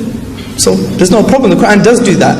I think what I would advise to you is that we should read the Quran with an open mind, with an open heart, and with critical reading. If you don't understand anything, ask the brothers and the sisters, and I'm sure they'll be able to elaborate carefully and nicely, with compassion, on our thoughts, processes, and the jurisprudence as a result from the Quran and the prophetic teachings.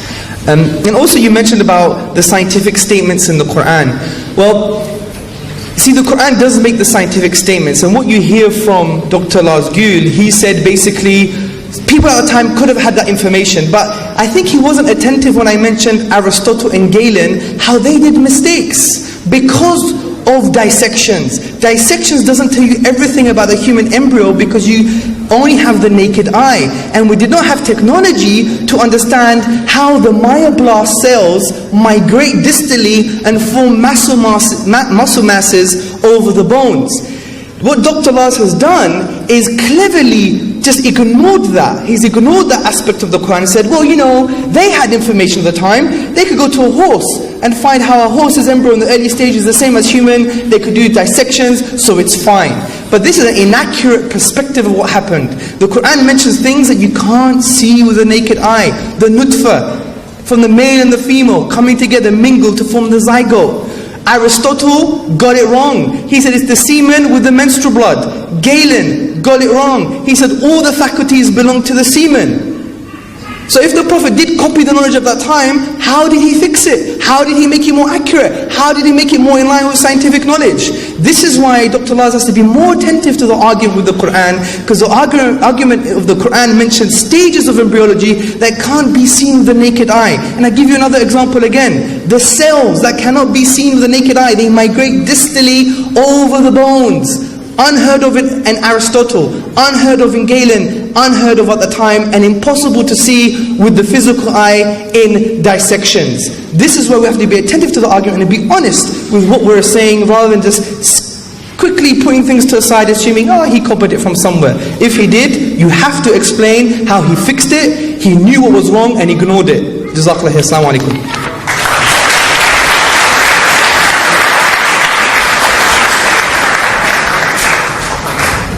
Now the next question will be from the gents side, and the question would be to Dr. Lars Gule. Bismillah. Thank you. My name is Adnan Rashid. I'm from IRA. Dr. Gule, thank you so much for your fascinating case, although it didn't convince me. My question is with regards to your emotional arguments, although they're not directly related to the topic, but you did raise them, and again they relate to the miracle of the Quran. As Hamza mentioned, miracle of the Quran as one of his evidences for the existence of God. Quran asserts in chapter 21, verse number 107, that Muhammad sallallahu alaihi wasallam was sent as a mercy for the worlds. And then we see this mercy manifested historically in Islam, contrary to what you said. For example, Professor Thomas Arnold from the School of Oriental and African Studies, the University of London, he wrote a book on Islam, The Preaching of Islam, and he argued that Islam was the best thing which ever happened to mankind. That's what he said. I'm not saying this. That's what he said. Also, we have Jewish scholars who argue that the best time in the history of Judaism was when they were living under Islamic government. For example, Zion Zohar, he wrote in his book that when the Muslims landed in Spain, the Jews opened the doors for them as liberators. Then we have another scholar, an Israeli historian, his name is Amnon Cohen. I'm going to finish my question very soon. Amnon Cohen, he wrote that during the Ottoman era, 1,000 Jews from the year 1530 to 1600, within these 70 years, 1,000 Jews came to the Islamic court for justice rather than going to the rabbi. So I can give you many more examples. An example on top of an example. And it's very, very clear historically that Western academics have argued that Islam was very merciful to the Jews and the Christians. And the reason some of the minor Christian sects and the Jewish religion survived was due to the protection of Islam. Do you concede to this point? And do you accept the conclusions of those historians? And if you do, then do you take back your assertions against Islam? Thank you very much. Thank you very much for your question. Just for next time, everyone please try to state your question within 40 seconds. And I've realized that if we're going to do switch from the women's side and the gents side, only women will be asking questions to Hamza and only brothers will be asking to Dr. Lars. So we're going to take 2 questions from the brother side and 2 questions from the sister side and switch like this, okay?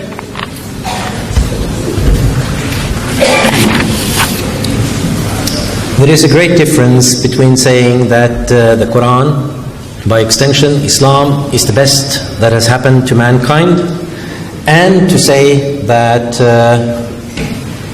Islamic rule, or the rule of Muslims, has benefited Jews and Christians in many instances.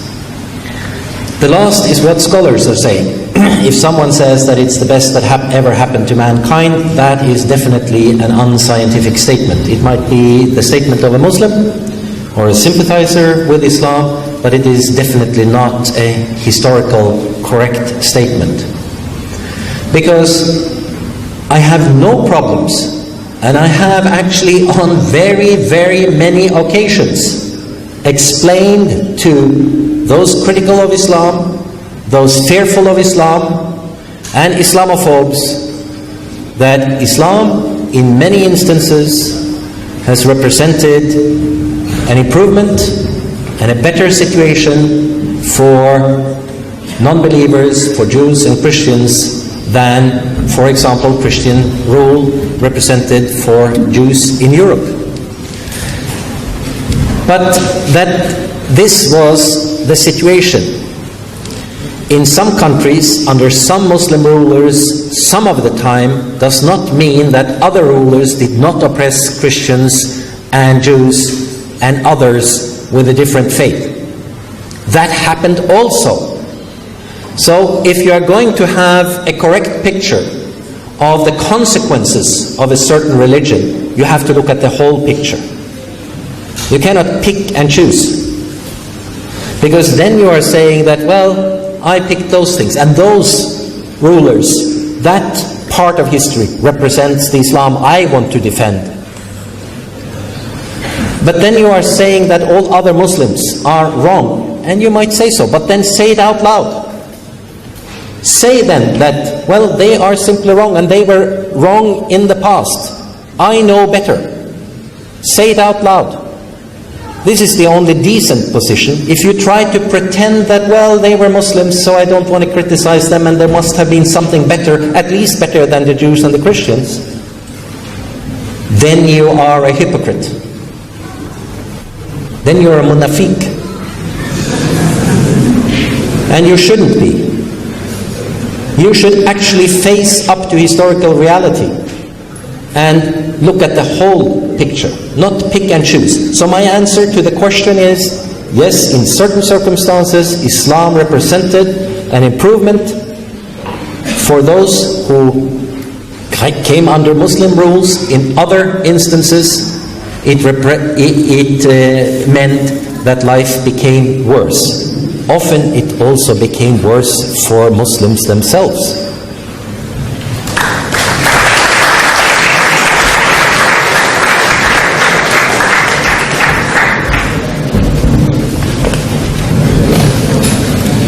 Thank you very much, Dr. Lars Gule. Now we will have two questions from the sister side. The first question to Hamza. Please come forward to the microphone. I have a question about the objectivity of morality. You said that I don't have, or if you don't believe in Allah, you don't have the objectivity. I say the objectivity is more happiness for more and less suffering for most people. And then you can argue what does make that happiness, but it is, this is the goal, and you negotiate. Then I have been in a discussion on Facebook today, and we discussed about, I don't know, muta, that's the word, is it? The 1 hour marriage? Which some scholars, some Muslim scholars said was legal. For me, this is something that makes suffering. And in the same area where they practice this, which makes suffering, they also stone women for adultery, which I regard as not objective and inconsistent, but from the Quran. Thank you. Thank you very much for your question. Hamza, would you like to address that?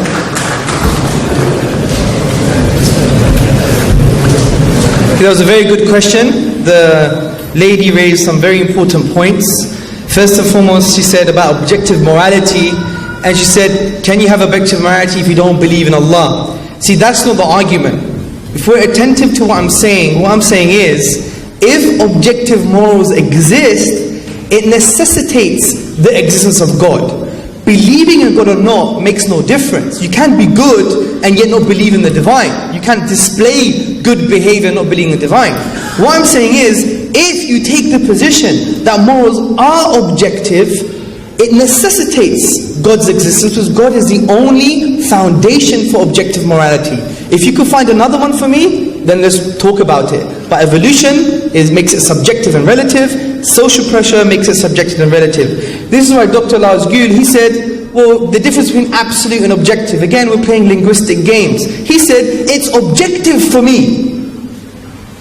The statement, for me, has made it subjective. So it's objective, subjective. Because it's objective for me. It's objective for you, which means it's objective for your personal space, which makes it subjective anyway. Now, with regards to the 1 hour marriage, the majority of the Muslims reject this and it's not in line with the Islamic tradition. That's all I have to say about that. It comes from the Shia tradition, and the majority of the scholars and even the non-Muslim scholars have argued that the Shia methodology, the Shia theology is not in line with the base text of the Quran because of aspects of polytheism as attributed to personalities like Ali and the 12 Imams. But that's a different discussion, it's a theological discussion, but it's outside of the theological framework of Sunni Islam. The other aspect, you talked about the severe punishments, the suitably harsh punishments. Now, I'm not here to justify them to you because I don't think Islam requires any justification. Just like many of the liberals don't think that liberal interventionism when you go into Iraq and Afghanistan requires any justification. However, I want to be very clear. And in Islam, the suitably harsh punishments are there as a deterrent effect. Muslims don't want everyone's hand to be cut off. Muslims don't want everyone to be stoned. That's not the reality of the Muslim. The Muslim's here to show mercy and compassion. What happens is the suitably harsh punishments, they are there to act as a deterrent. And the conditions for those punishments are so hard, are so difficult, that it's almost impossible for any of these punishments to come into practice. For example, for someone to get stoned to death, you need 4 pious witnesses that saw the act. As the scholars say, the pen goes in the ink. Okay? And you had to see it done in public. You don't even see that in Oslo. You don't even see that in the worst place in Soho in London. You don't even see that in the red light district. And even you say, oh, but I saw them in the house. You're not a pious witness anymore. Because for you to spy on someone means you're not pious. So the point is, in the Islamic tradition, is not everyone to go crazy. Because look, let's be very frank here. The Islamic tradition is very powerful because we need these things. In the Western world, there's 167 rapes every day in London, in England. 90,000 rapes a year according to Amnesty International. In every 4 women, 1 woman is battered and beaten in England. In America, every 13 seconds a woman is beaten, every 6 seconds she's raped. This is the reality of Western liberal countries because they don't have an advocation of morality. They have to have a principled distance to morality, as in the words of Professor Will Klimlicker, who's a liberal philosopher. And this is why we have these moral problems. But if you have the Islamic solution, it prevents these things from happening. Just on a final note, we have to go away from the BBC, the media, CNN and Fox News narrative on punishments. It's a very cartoon of the Sharia, a very detailed law. Just imagine, outside a shop you have a guy with a huge beard. Then you have a woman covering her hands and face with a sword by her side. And there's a small Norwegian guy who's hungry. He goes to the shop and steals a cookie. The guy trips him up with his beard. He falls on the floor. The niqab, he takes the niqab off, gets the sword, cuts his hand. Allahu Akbar.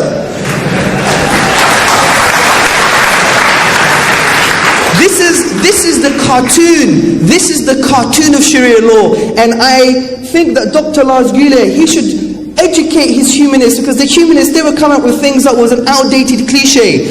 I think from now on, Muslims should only talk to the wider society about Sharia if they've bothered to pick up and read a book about Sharia. Because everything they go to is the news. We don't go to the news to judge people, we go to the literature.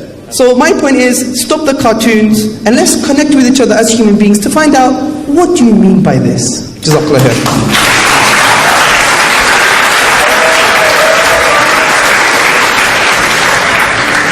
Thank you very much, Hamza, for your great answer.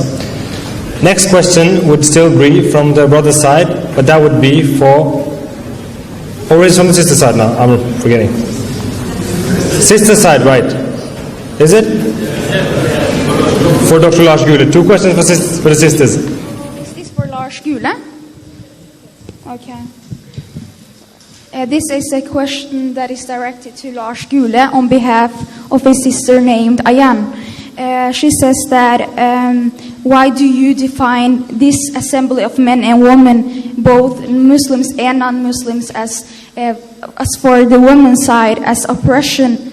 Have you ever spoke to any of the sisters? Why do you say that just because it contradicts with your point of view and your culture and your belief?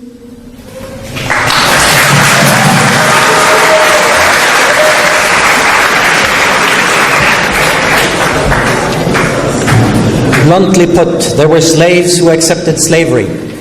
The fact that many women says that it says so in the Quran and therefore it's right does not make it right. And there are hundreds and thousands and millions of Muslim women who are struggling against the segregation that you are practicing here today. That is the basis on which I condemn this kind of segregation. Because this is used to legitimize the next step. Go home, make children, don't get an education, be silent. And if you think this is just ha ha ha, then I will object also to Hamza's quite incredible distortion when he says that there are abuses of women, battering of women in the West. Yes, and we are trying to face that problem. We are increasing the penalties for men who batter women. We are trying to create and run shelters. In the Muslim world, to even talk about it is to ruin the family. If you cannot beat your woman, you are no longer a man. And you think this is ha-ha, as if there isn't beating of women? How many of you have been beaten? You are, either you are ignorant or you are lying. It is as simple as that.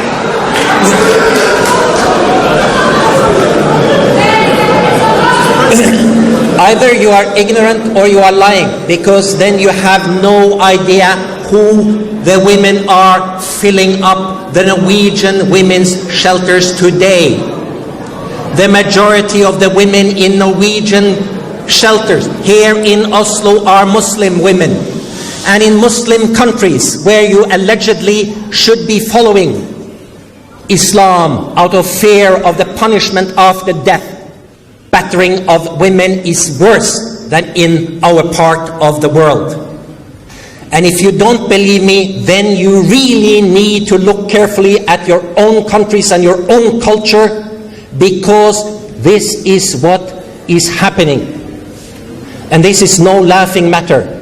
This is actually very serious. How many honor killings?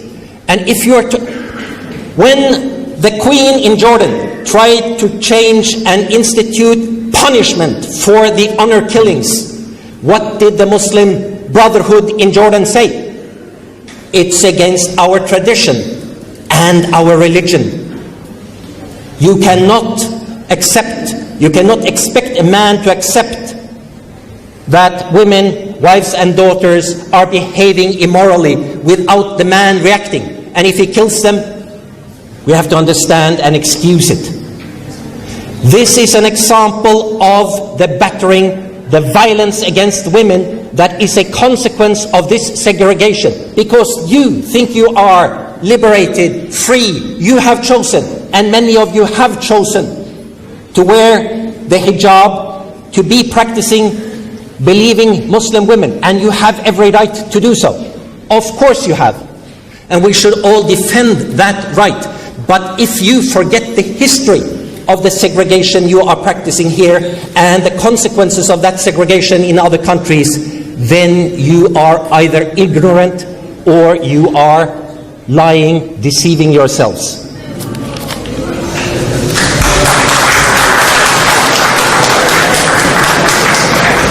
Thank you very much, Dr. Lars Gule, for your answer. Do we have a question for Hamza over here? One question for Hamza. Assalamu alaikum wa rahmatullah. My name is Jamshed. I'm with AIRA, and I am a Muslim. I came to Islam through rational means, so my question is actually for Hamza. Sorry.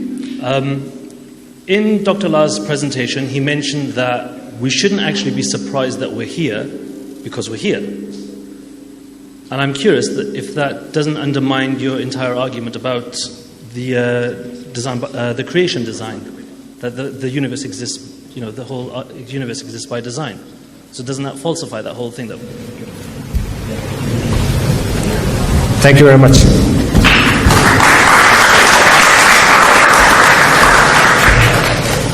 That's a very good question. I was going to leave that to my rebuttals at the end, but he's given me the opportunity to undermine the whole of Dr. Law's argument against the argument for design.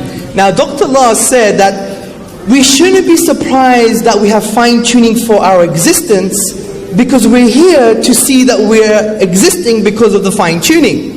This is called the anthropic principle, and I think he's misplaced the argument, because the anthropic principle does say we shouldn't be surprised that we're here because we're here. Of course not, we shouldn't be surprised that we're here because we're here. But you cannot infer, you cannot make the inference, you cannot make the conclusion that we shouldn't be surprised because that there is fine-tuning for the universe. Let me give you an example.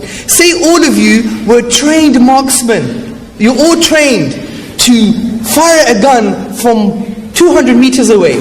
And you have lasers pointing to my head, every single one of you. And after 3, 1, 2, 3, I'm not dead. But the thing is, I shouldn't be surprised that I'm not dead, because I'm not dead, right? Because I'm alive. But I should be surprised that the reason I'm not dead is because you all missed. Do you see the point? It's a subtle way to undermine the argument. He didn't understand the argument. The anthropic principle doesn't deny the fine-tuning. We're saying, yes, we're here, we're not surprised. But we should be surprised because the reason we're here is because of fine-tuning, just like the example with the marksman. Jazakallah khair. Assalamu alaikum wa rahmatullah.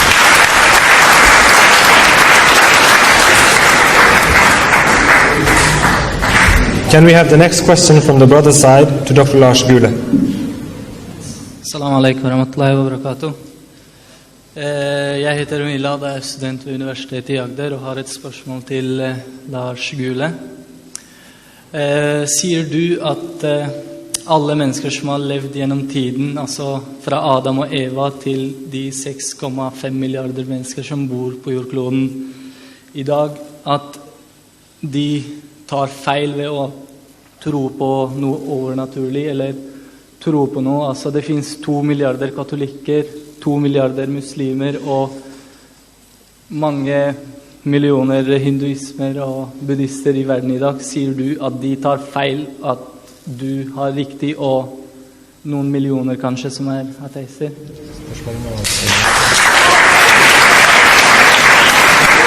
I will just repeat that question in English briefly, because we have viewers watching online as well, and maybe not everybody understands English here.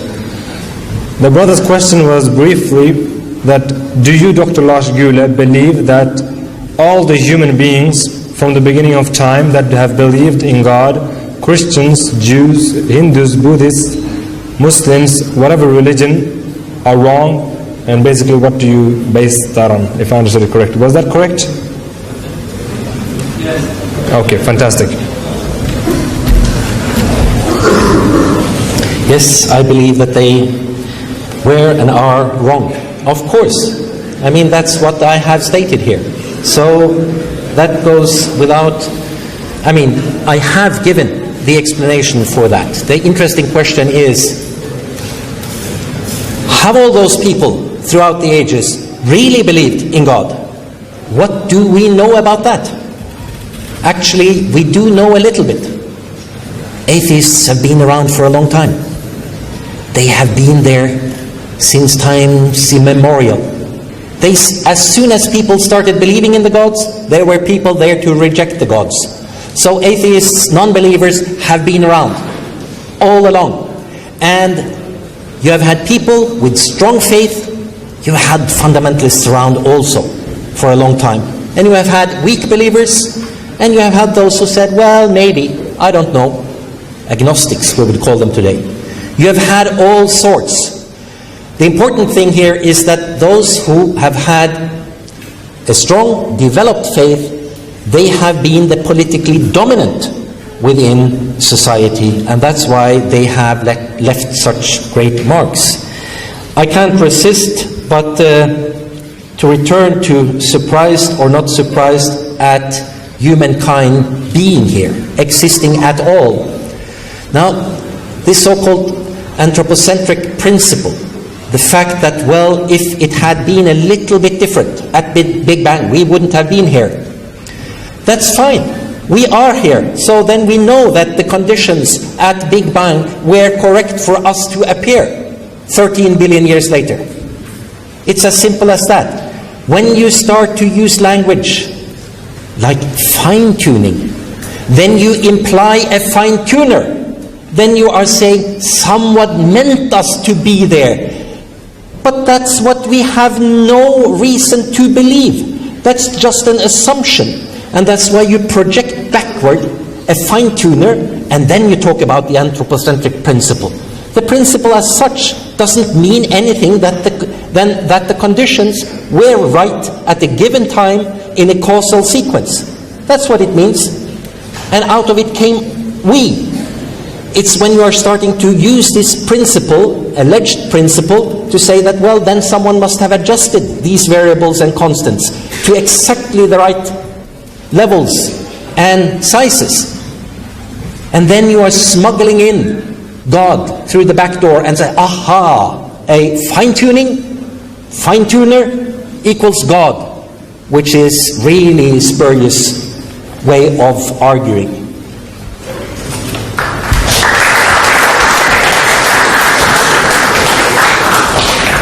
Thank you very much. I've heard that there is no questions on the sister side, so we will continue on the brother side. Yeah, please. Next question is for Hamza, right? Yes, fantastic.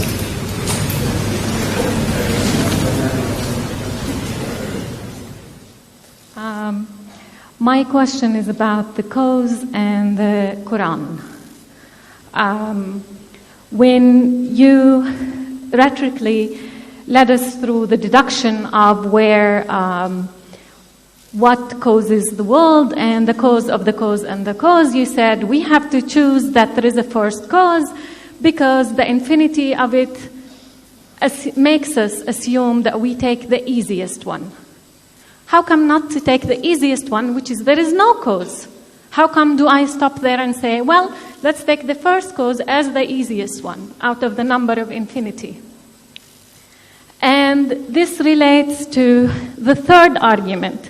I could not see how you made the jump, logical jump in deduction from the cause being God, being Allah.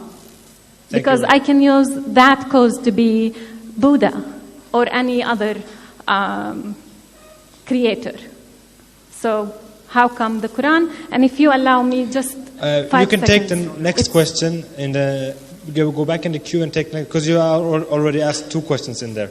So the next question in the next time. For him also. Yeah, sure, but the next question you have to take in the next round. Thank you very much for your questions.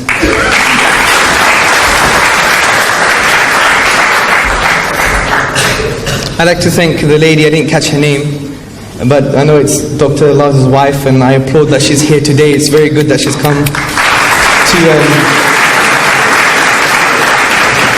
It's good that she's come to support her husband, as there's a British saying that says, behind every successful man, there is a successful woman.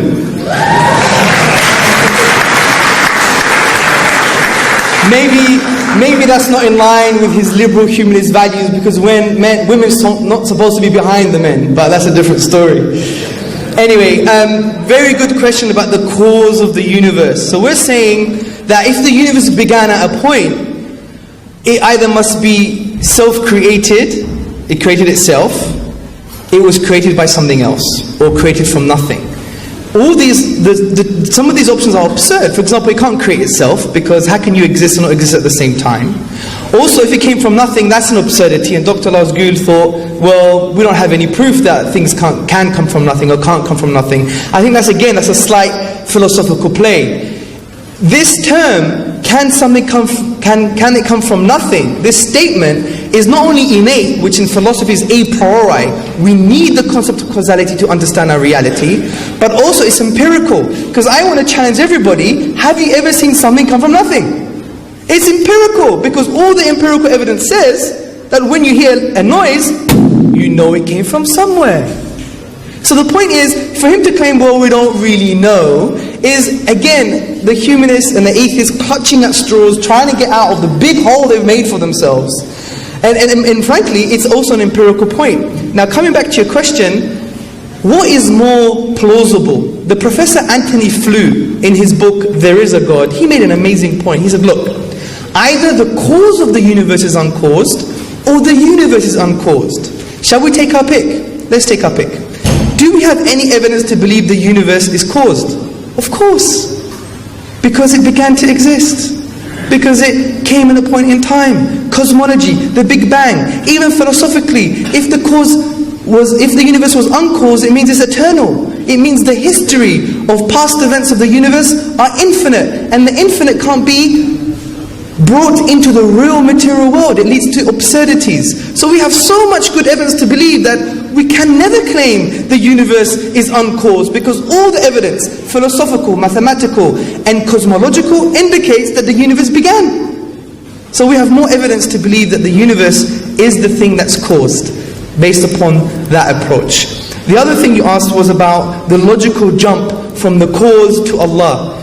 I think maybe you weren't attentive during the argument. When I talked about the first two arguments, or the first argument, the argument from creation, I said, we know there's a cause, a creator. We can never say it's Allah. I even said with my own words, we can't claim it's Jesus.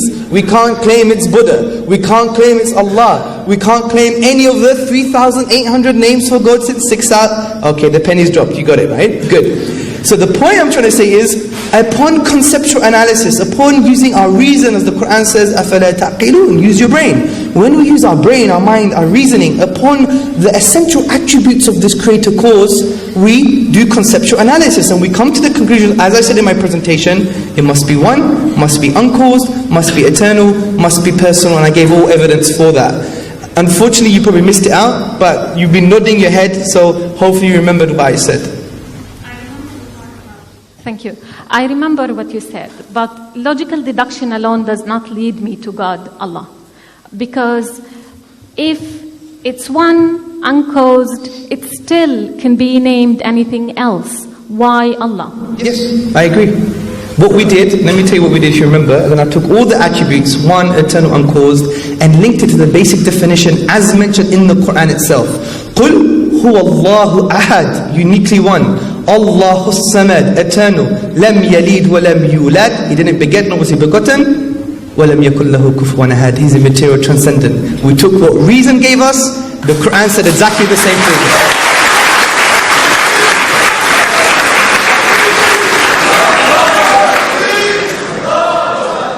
Okay, now you've given me the entrance. You've jumped into the third point, the Quran. You're using the Quran as a justification for your deduction that was not really leading to God. If I see your point. If I see a sunnat, the surah that you just recited, yes, one, God. But you've used the Quran. I want to reach to the Allah before I reach the Quran. Okay, this is precisely the point. What you have to understand is that we didn't reach to the Quran. Remember, we did the conceptual analysis. We found out what the essential attributes are, and then because we're justifying the existence of God, and in the Islamic tradition is Allah, does our reason correspond to what the Quran says? I never started with the Quran, then ended with reason. I started with reason, then ended with the Quran. Jazakallah khair.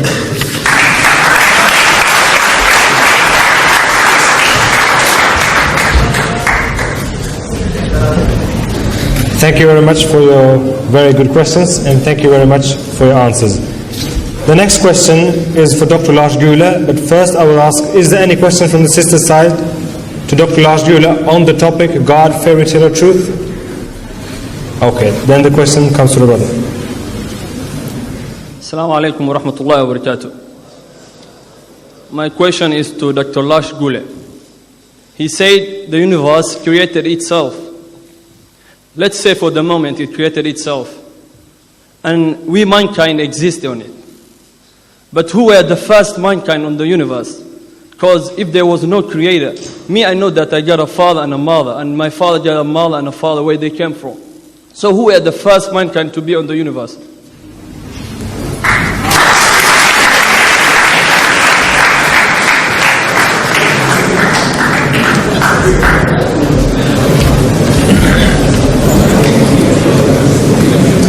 Well, this question also relates to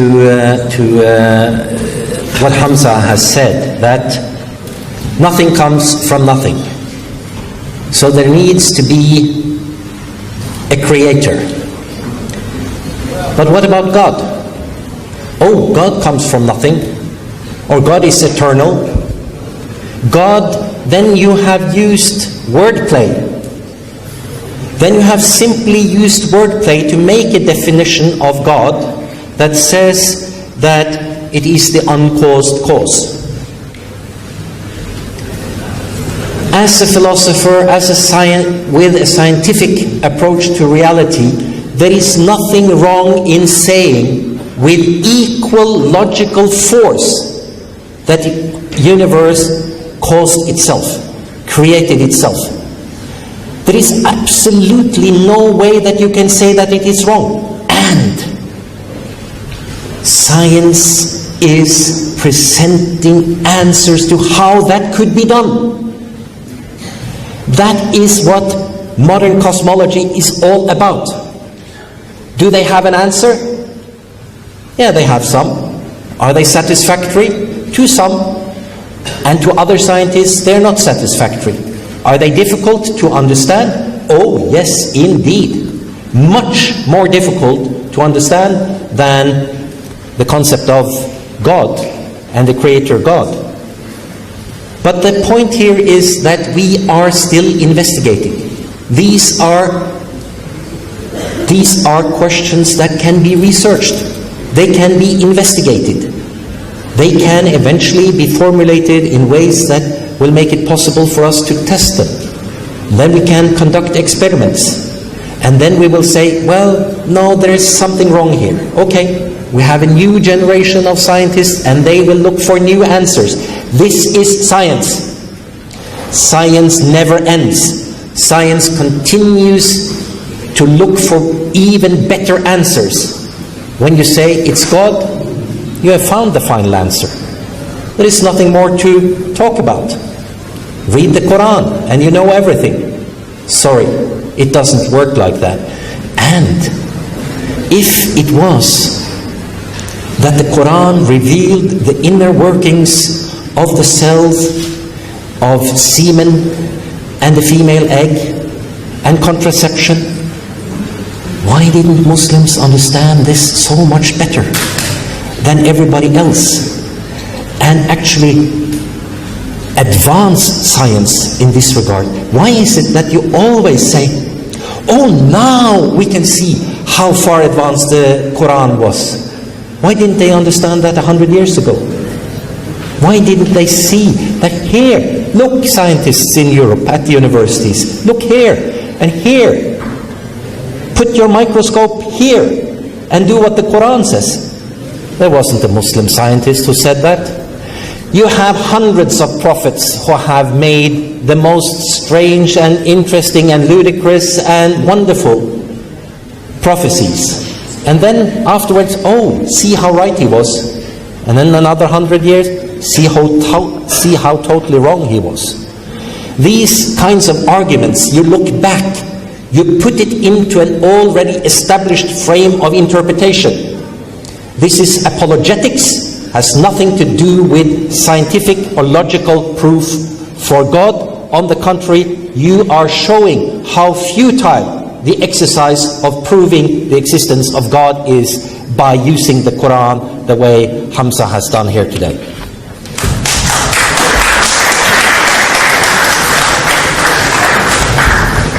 As I've understood, thank you very much, Dr. Lars Gule. As I've understood, we have a sister with a question, but is that for Hamza or for Dr. Lars Gule? Okay, no question. Do we have a question for Hamza on a topic, God, fairy tale or truth?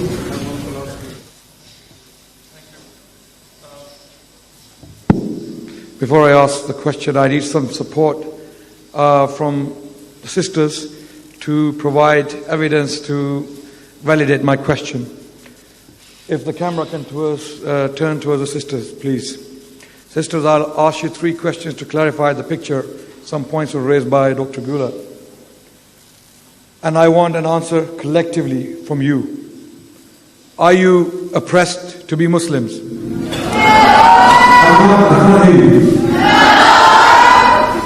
Did anyone force you to wear hijab? No. Would you give up Islam for anything? No. Okay, this is the miracle of Islam.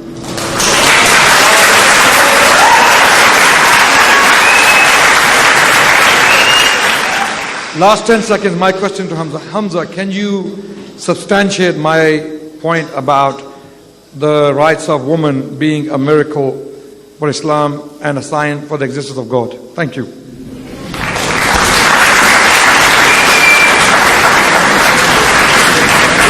Thank you very much for your beautiful question. But as the chairman, I must say that please make it within 40 seconds. Okay, that's a very good question, and thank you, sisters. Jazakallah khair. Basically, first of all, I'd like to make a point about apologetics. I think the one who sounds like a man full of faith, like a man who's a religious fanatic, is Dr. Gule today. Because he says, the cosmologists are giving us answers, we just have to pray and wait for them. This is what he's saying. The scientists have the answers. I don't know what they are, but I believe in them. Doesn't that sound like a religious fanatic to you? Honestly, I mean, I am totally shocked. I'm bedazzled. I'm flabbergasted. I am shocked at the level of approach that you've taken to this debate. You offended women, nothing to do with God. You offended other things, nothing to do with God. You repeat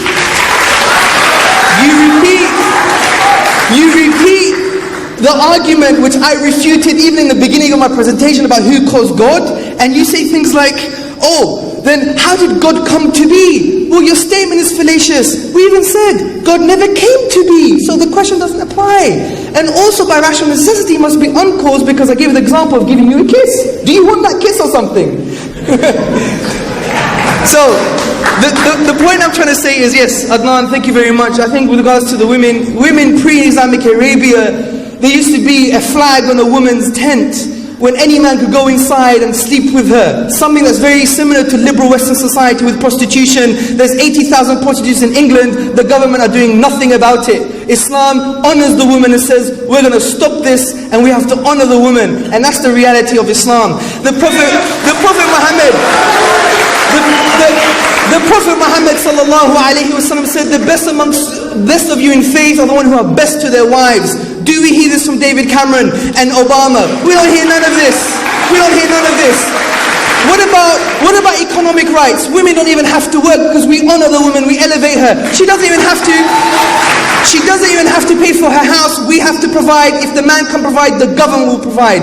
She doesn't even have to pay for an education. The husband or uncle, the one who's a wali in charge of her affairs, has to and is obligated to pay for her education. She doesn't have to pay for her own makeup. That's the reality in Islam. And I ask you the question, in which liberal society do we have? Is David Cameron giving money to the homeless women? 50 to 80,000 homeless people in England. Where is the money?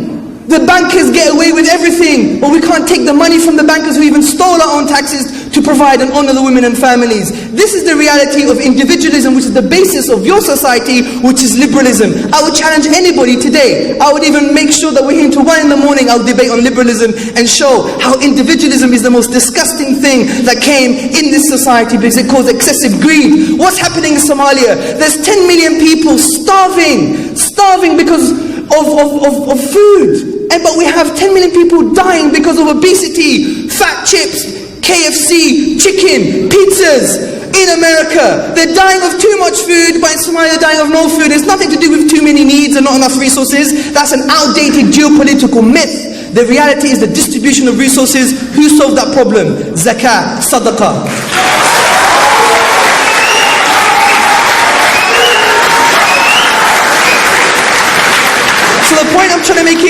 Now, Dr. Lars Gule may say, well, we disagree with this. We want to elevate people. We want to change the society. That's why Western society is making more harsh punishments. That's not true. In the UK, there was a huge debate because the guys, the politicians, the corrupt people, they wanted to lower the crime for rape. They wanted to lower the crime for rape in UK just early this year. And he might say, well, humanism has the solutions. It doesn't. You know why? Because it's based on social consensus. And what does that do? The ones with the most money and power will make the most influence, like we see in capitalist societies. This is why children in England have UK riots, because they have no purpose in life. What defines them is their bling bling, their trainers, and their mobile phone. They don't have it, they don't have a definition, they don't have identity, therefore they have to steal it. He might say, well, humanism is going to solve the problem. It won't, because you're calling for the solution, which is the thing that caused the problem in the first place, which is individualism. Subhanallah.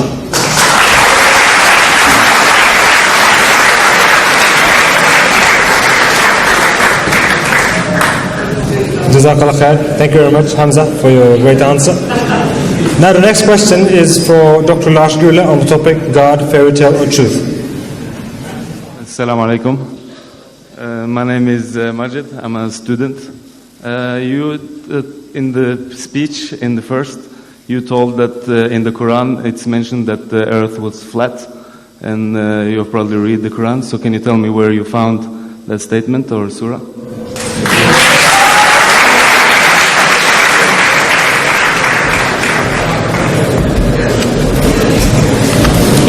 That was probably an exaggeration, so I should make an apology for having said that.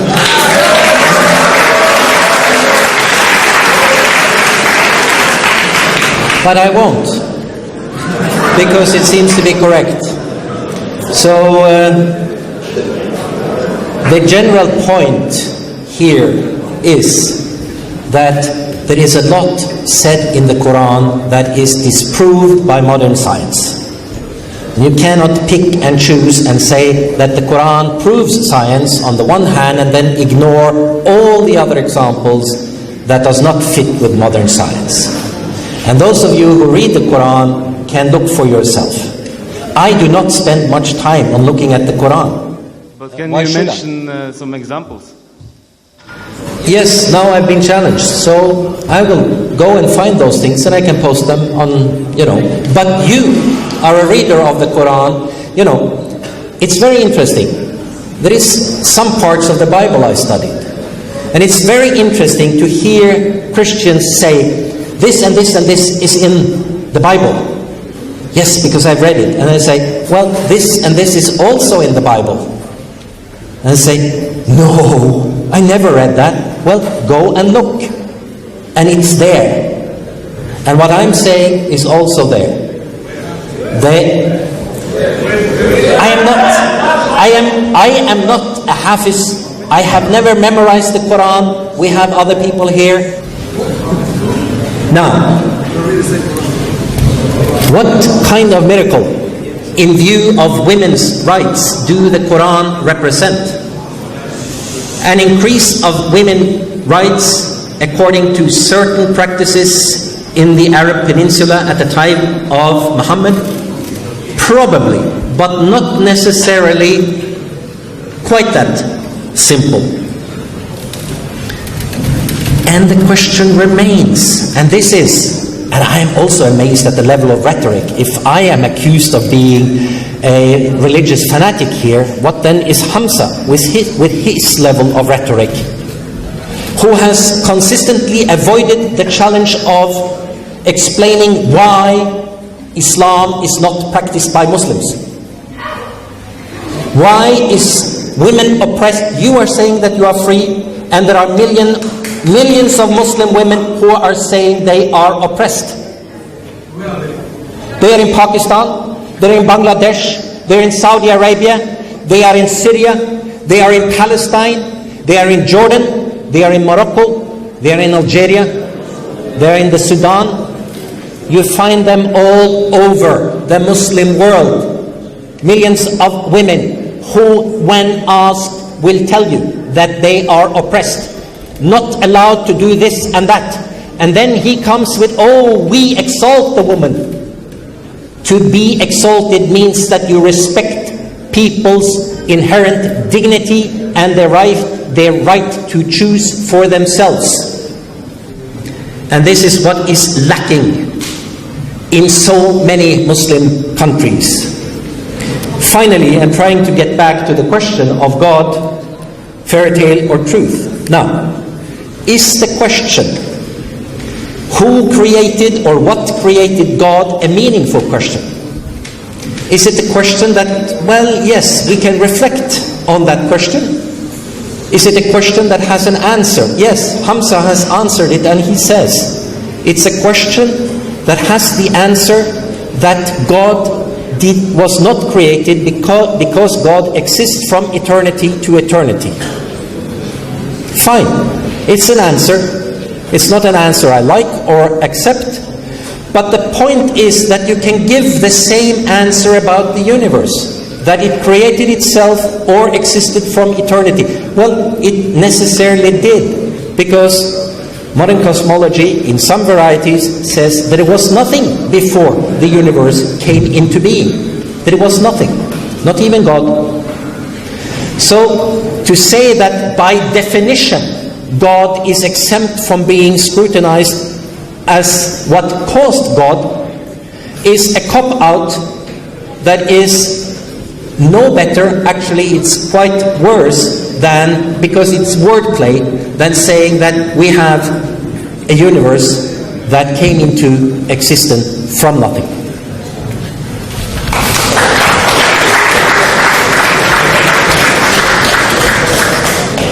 Thank you very much for your answer. The next question is for Hamza, and it may be the last question. We'll see. My question is, to Hamza, the doctor mentioned that this universe created itself, and in another occasion he mentioned other possible universes. Does this have any scientific or rational basis? Okay, thank you very much.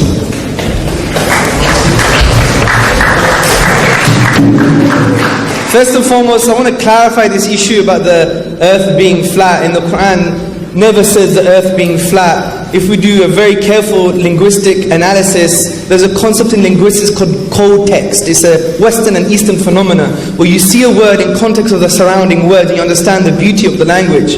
For example, the Quran mentions earth in various places in various ways, and also says the earth has been spread. With regards to a lot of places of the earth are flat for us to be able to walk on, but with specific regard of the earth is round, the Quran says in chapter 39 verse 5, He created the universe, the heavens and the earth for truth. He wraps the night in the day and wraps the day in the night. The word here in Arabic to wrap is takwir, and takwir means, if you go to the classical dictionaries, you see the wrapping of a turban. Does that indicate the roundness of the earth to you, or the flatness of the earth? Anyway, the point about the createness, did God get created again? You're making a big hole for yourself.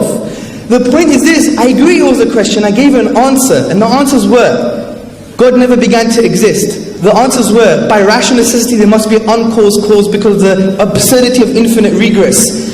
You have to answer the question because we've got so much philosophical, mathematical, cosmological, scientific, and physical evidence to show that the universe began to exist. You are trying to say to the audience, you're talking about magic and conspiracy. Everybody, when things begin to exist, they never have a cause.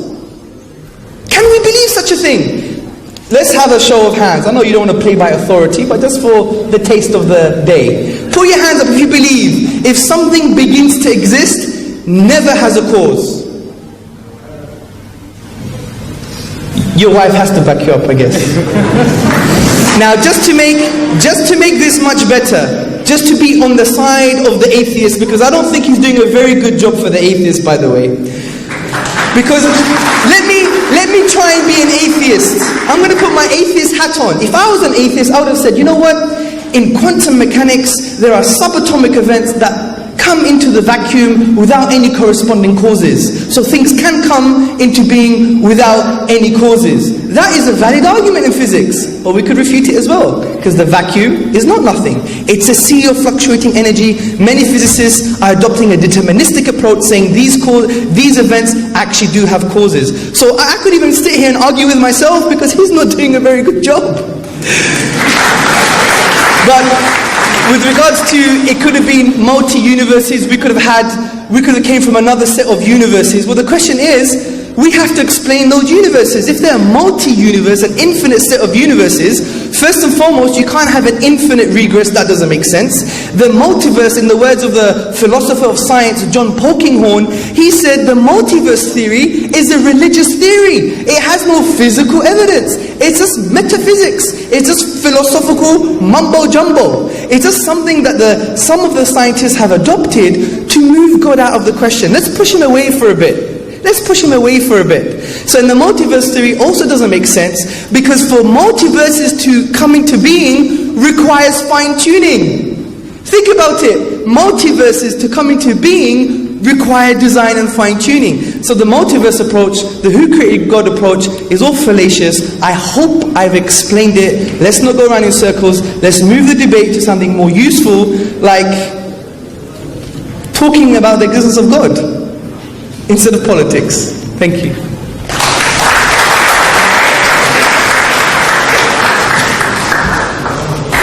Thank you very much for your answer.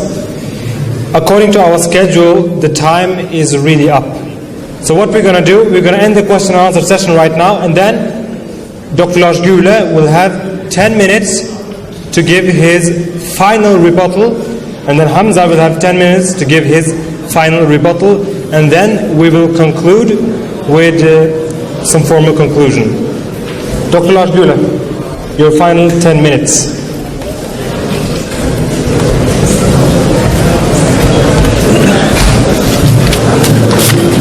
Please, some silence.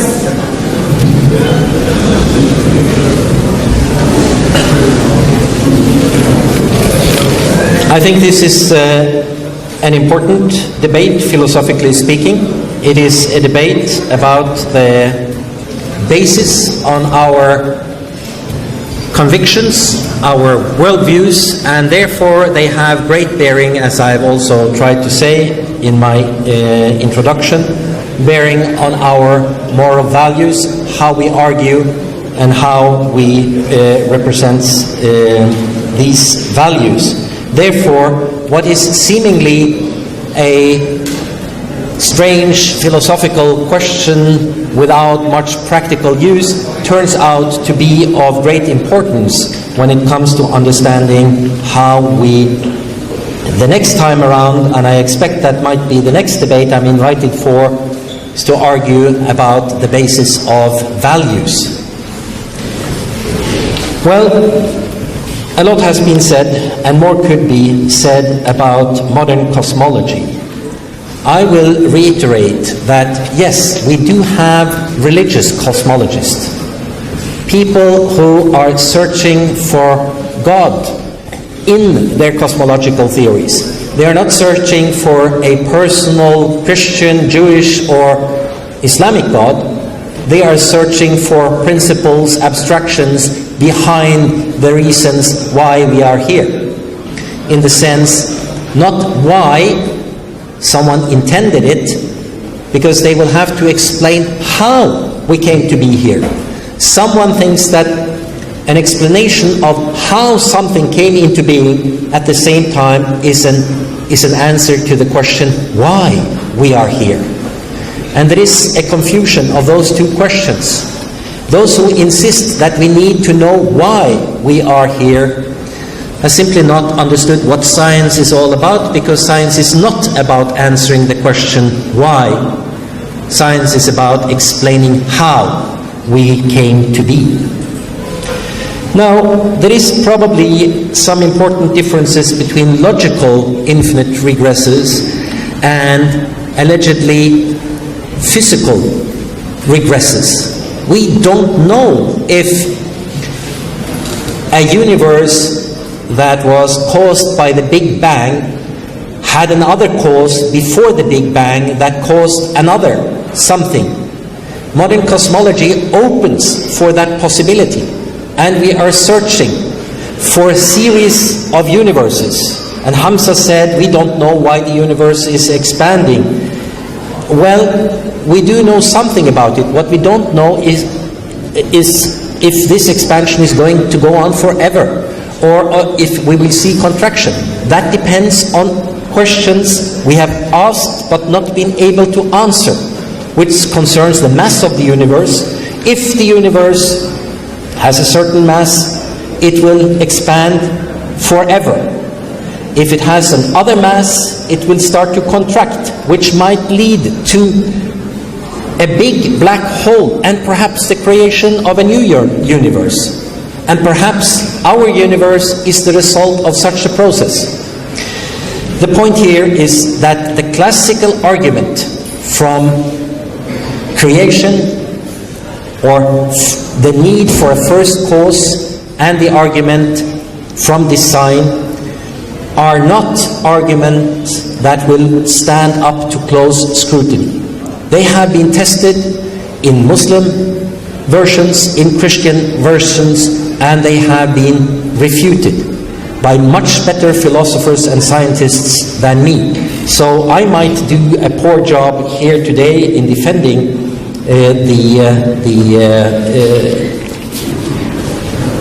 my answer to this question. It doesn't mean that better answers does not exist, although you might not have heard the best arguments here tonight. Now, we could probably go on and argue about this.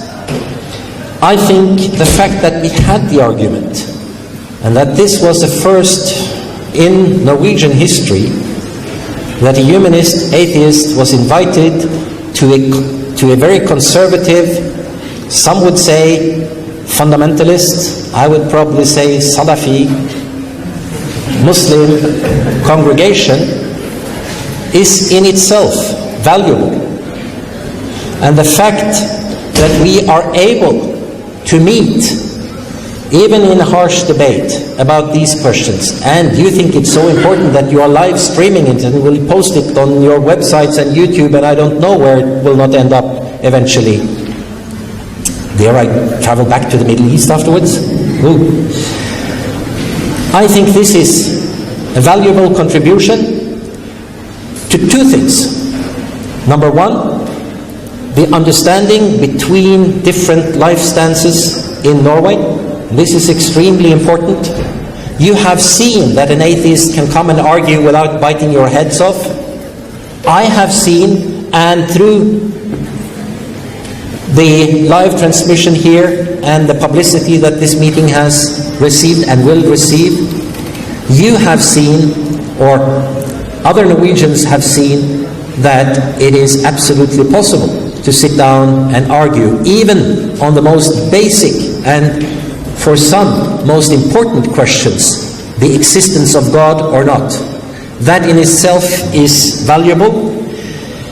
I don't think we can say that we have come to a final conclusion on the question, but the fact that we had the debate is something that I applaud and thank you for. Thank you very much.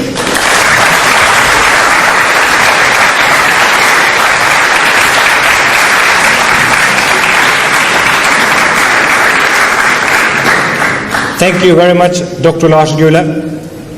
And we will have the last minutes by Hamza before we conclude. Thank you very much.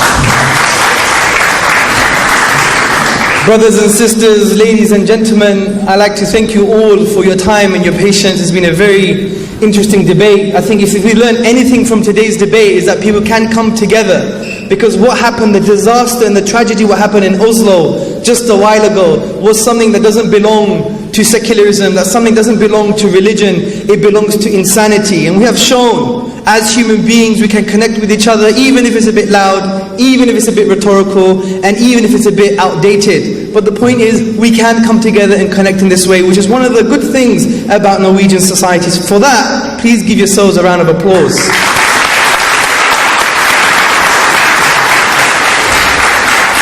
This is why it's very important for us to do these things, as the Prophet Muhammad ﷺ said, the cure to ignorance is to ask and learn. So this is why it was good you were asking, and we were trying to give some answers, and we also have questions ourselves that we want to develop further, maybe in a future debate in London. Yep, nice holiday. Inshallah. Inshallah, he says. First and foremost, I like to really add that the first argument from creation was not refuted in any shape or form. When we spoke about that the best explanation is that it must have been created with a creator with certain features that is one, eternal, unique, immaterial. This wasn't countered at all. The only counter argument we heard was, well, maybe the universe created itself. And we showed that this is a logical absurdity because something cannot exist and not exist at the same time. To even claim such a thing would be claiming an absurdity. Secondly, the counter argument was, well, who created God? And just earlier we dealt with this. God never began to exist. The absurdity of infinite regress of causes, etc., etc. We showed this very clearly. Also, we talked about the design of the universe, that the fine-tuning of the universe is best explained, not by physical necessity, not by chance, by design. Dr. Lars Gule was claiming physical necessity. He never proved it. He never shown how physical necessity actually is the best explanation for fine-tuning. He just claimed it. And I went slowly with all the points. It can't be physical necessity because these values are not contingent, not dependent on the laws of nature. It can't be physical necessity because it would have us to believe that another universe that could never allow life could never exist, which is not true according to physics. Chance. He should have went to the chance hypothesis, a more strong hypothesis amongst his fellow atheists. That was another joke. And he couldn't deal with that because the chance hypothesis is a ridiculous hypothesis. So the best inference, which is the best conclusion, reasoning to the best conclusion, is that it was designed. There was no counter argument in any shape or form for that. Then we talked about the Quran. We spoke about the historical miracle. No mention, surprisingly, about the historical miracle of how could the Quran mention Malik and Fir'aun, of the two different titles of the leader of the Egyptians at two different times, which is accurate historically, but was never mentioned or even applied and implemented at that time, 1400 years ago. Where did he get this knowledge from? Embryology. He came with the horse and the embryo and the dissections. Again, we mention things in the Quran that cannot be seen with the naked eye. The nutfa, for a male and a female. It's the zygote, according to modern embryologists. Also, we spoke about فَكَسَوْنَ إِذَامْ لَحْمًا, and we clothe the bones with flesh. The myoblasts, they migrate distally and form masses to form muscles over the cartilaginous models of the bones, something that cannot be seen with the naked eye. And also, he claimed that there was knowledge at the time. Galen got it wrong. Aristotle got it wrong. Galen said the semen, the sperm has the faculties and the woman has nothing. Aristotle said it's the menstrual blood with the semen that creates the baby, something absurd. Also, Aristotle claimed about where the embryo is going to be in the womb, then you know it's going to be a male or a female. The Galen, Aristotle never mentioned the process of clothing the bones, never mentioned the process of the secure place, the implantation after the 6th or 7th day in the development of the human embryo, all which can't be seen with the naked eye. This is why he should have been a bit more honest and said, Hamza, I don't know. And that would have been the best, more honest position, rather than saying, go to the internet, read it yourself. So none of these arguments has been refuted. Also, we have more arguments for the Quran. The Quran says in chapter 25, verse 61, blessed is He, Allah, who placed the heaven, the big stars, and has placed them in a great lamp and a moon giving light. We know that the lamp here means the sun is a giving light and the moon is a borrowed light, because we know the light from the moon is actually reflected from the sun. The Quran mentioned this 1400 years ago. The Quran mentions that we made from every living thing water. Will they not believe? And every living thing is made of water. Every chemical biological process needs water in an aqueous type of solution. Also, we have other evidence for the Quran. When the Quran mentions about mountains, the Quran says, have we not made the earth as a bed and the mountains as its pegs? The geologists actually mention the roots of the mountains. They actually mention these real words, the roots. And the Arabic word here in this verse is autad, the plural of watad, which means to drive a ram firmly, to fix and fasten and secure. And these pegs or stakes are driven into the ground, similar and anchored to a tent in the deep foundations of the geological folds. And also the Quran says, lest it shift with you and made rivers and roads that you may be guided, which shows that these things are to create stability, which is the concept of isostasis, which is something that the Islamic Education Research Academy is actually going to develop further and refute some of the online claims by the atheists. But I want to end, brothers and sisters, by saying this. The Quran has the final say in a very eloquent way. The Quran says in chapter 78, أعوذ بالله من الشيطان الرجيم بسم الله الرحمن الرحيم أما يتساءلون عن النبأ العظيم الذي هم فيه مختلفون كلا سيعلمون ثم كلا سيعلمون. Quran says concerning about what they're disputing, concerning the great news about that which they cannot agree, verily they will come to know, verily indeed then they will come to know. The Quran has the final say because the Quran is the miraculous discourse that hasn't been challenged for 1400 years. The Quran is a miracle of miracles. It transcends even the scientific miracle. As the Quran says in Surah Baqarah verse 23, وَإِن كُنْتُمْ فِي رَيْبٍ مِّمَّا نَزَلْنَا عَلَىٰ عَبْدِنَا فَأْتُوا بِسُورَةٍ مِّن مِّثْلِهِ وَادْعُوا شُهَدَاءَكُم مِّن دُونِ اللَّهِ إِن كُنتُمْ صَادِقِينَ. The Mufassirun, those who explain the Quran, said this is a linguistic miracle of the Quran. And the Quran indeed is a linguistic miracle. It produces and expresses itself in an Arabic language that is a unique literary form. It's not about subjective, oh I like it or I don't. It's about the mechanics of the language. It's a unique literary form. As A.J. Arbery said, the famous Orientalist, the Quran is neither prose nor poetry, but a unique fusion of both. Professor Bruce Lawrence from Duke University, in his book The Quran, a biography on page 8, says the Quranic verses as tangible signs are expressive of inexhaustible truth. They signify meaning laid within meaning, light upon light, miracle after miracle. Reverend R. Boswell Smith, in his book Muhammad and Mohammedanism, says the Quran is of miracle of purity of style. It is of wisdom and of truth. It is one miracle claimed by Muhammad sallallahu alaihi wasallam, and a miracle indeed it is. Dr. Martin Zamet from the Netherlands, he said the Quran is the most eminent written manifestation of the Arabic language. What else do we need to know? This is the reality. A desert Arab who knew, he was unlettered.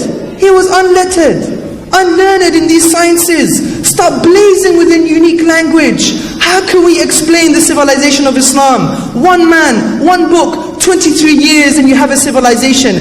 Unheard of anthropologically, unheard of historically. And it's because of this that the Orientalists came with bizarre claims saying that the Prophet was a super genius or he was a superman. I'd rather believe in God than believe in a superman. Superman wears red underpants over his trousers.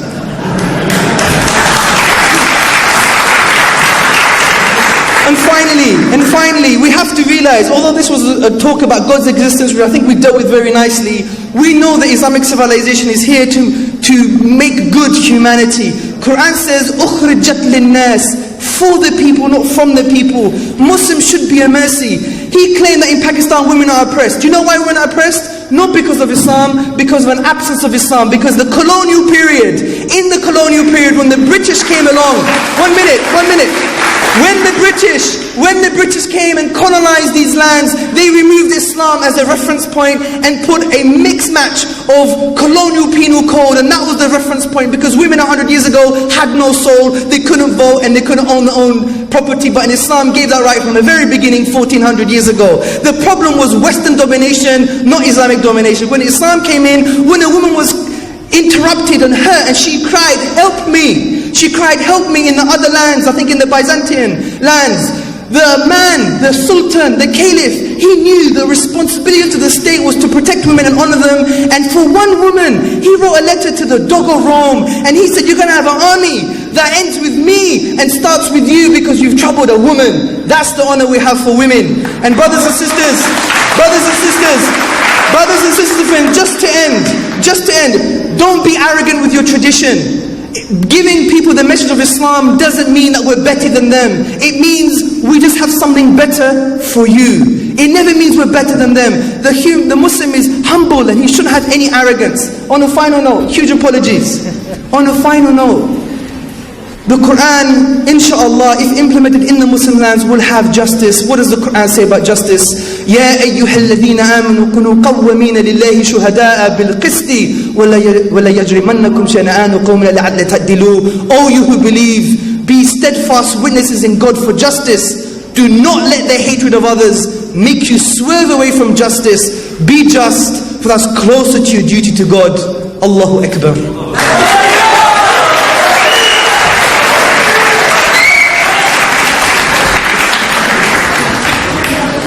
Jazakallah khair, Brother Hamza, for your final rebuttal.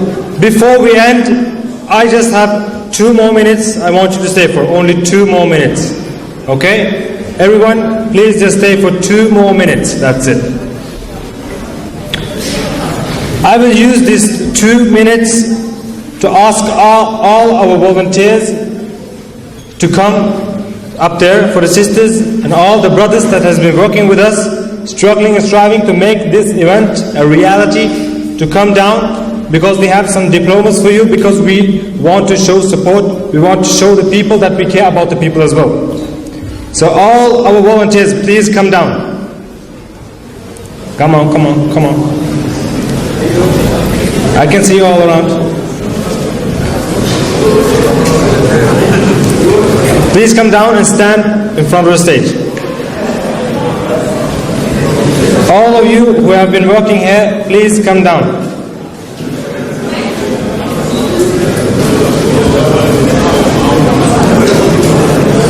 It has been a great pleasure to have Dr. Lars Gule here with us for this fantastic debate.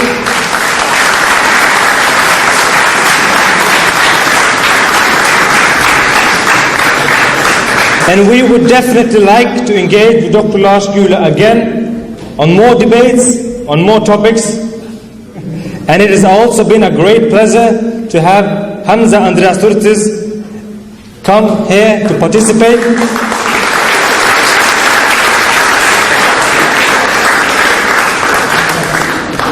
And we would also like to have Hamza again. And we would also like to thank Brother Adnan Rashid for his beautiful lecture yesterday.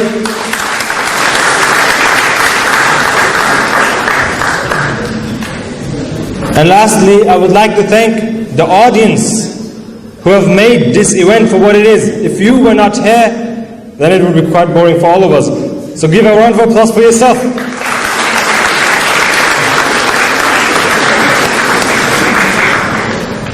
And those of you who are really inspired and would like to work with us, please just visit our website when you go home, www.islamnet.no, and click on the button that says Job Medawa, and inshallah get engaged with us. Thank you all for having us here. Jazakallah khair. Assalamu alaikum wa rahmatullahi wa barakatuh.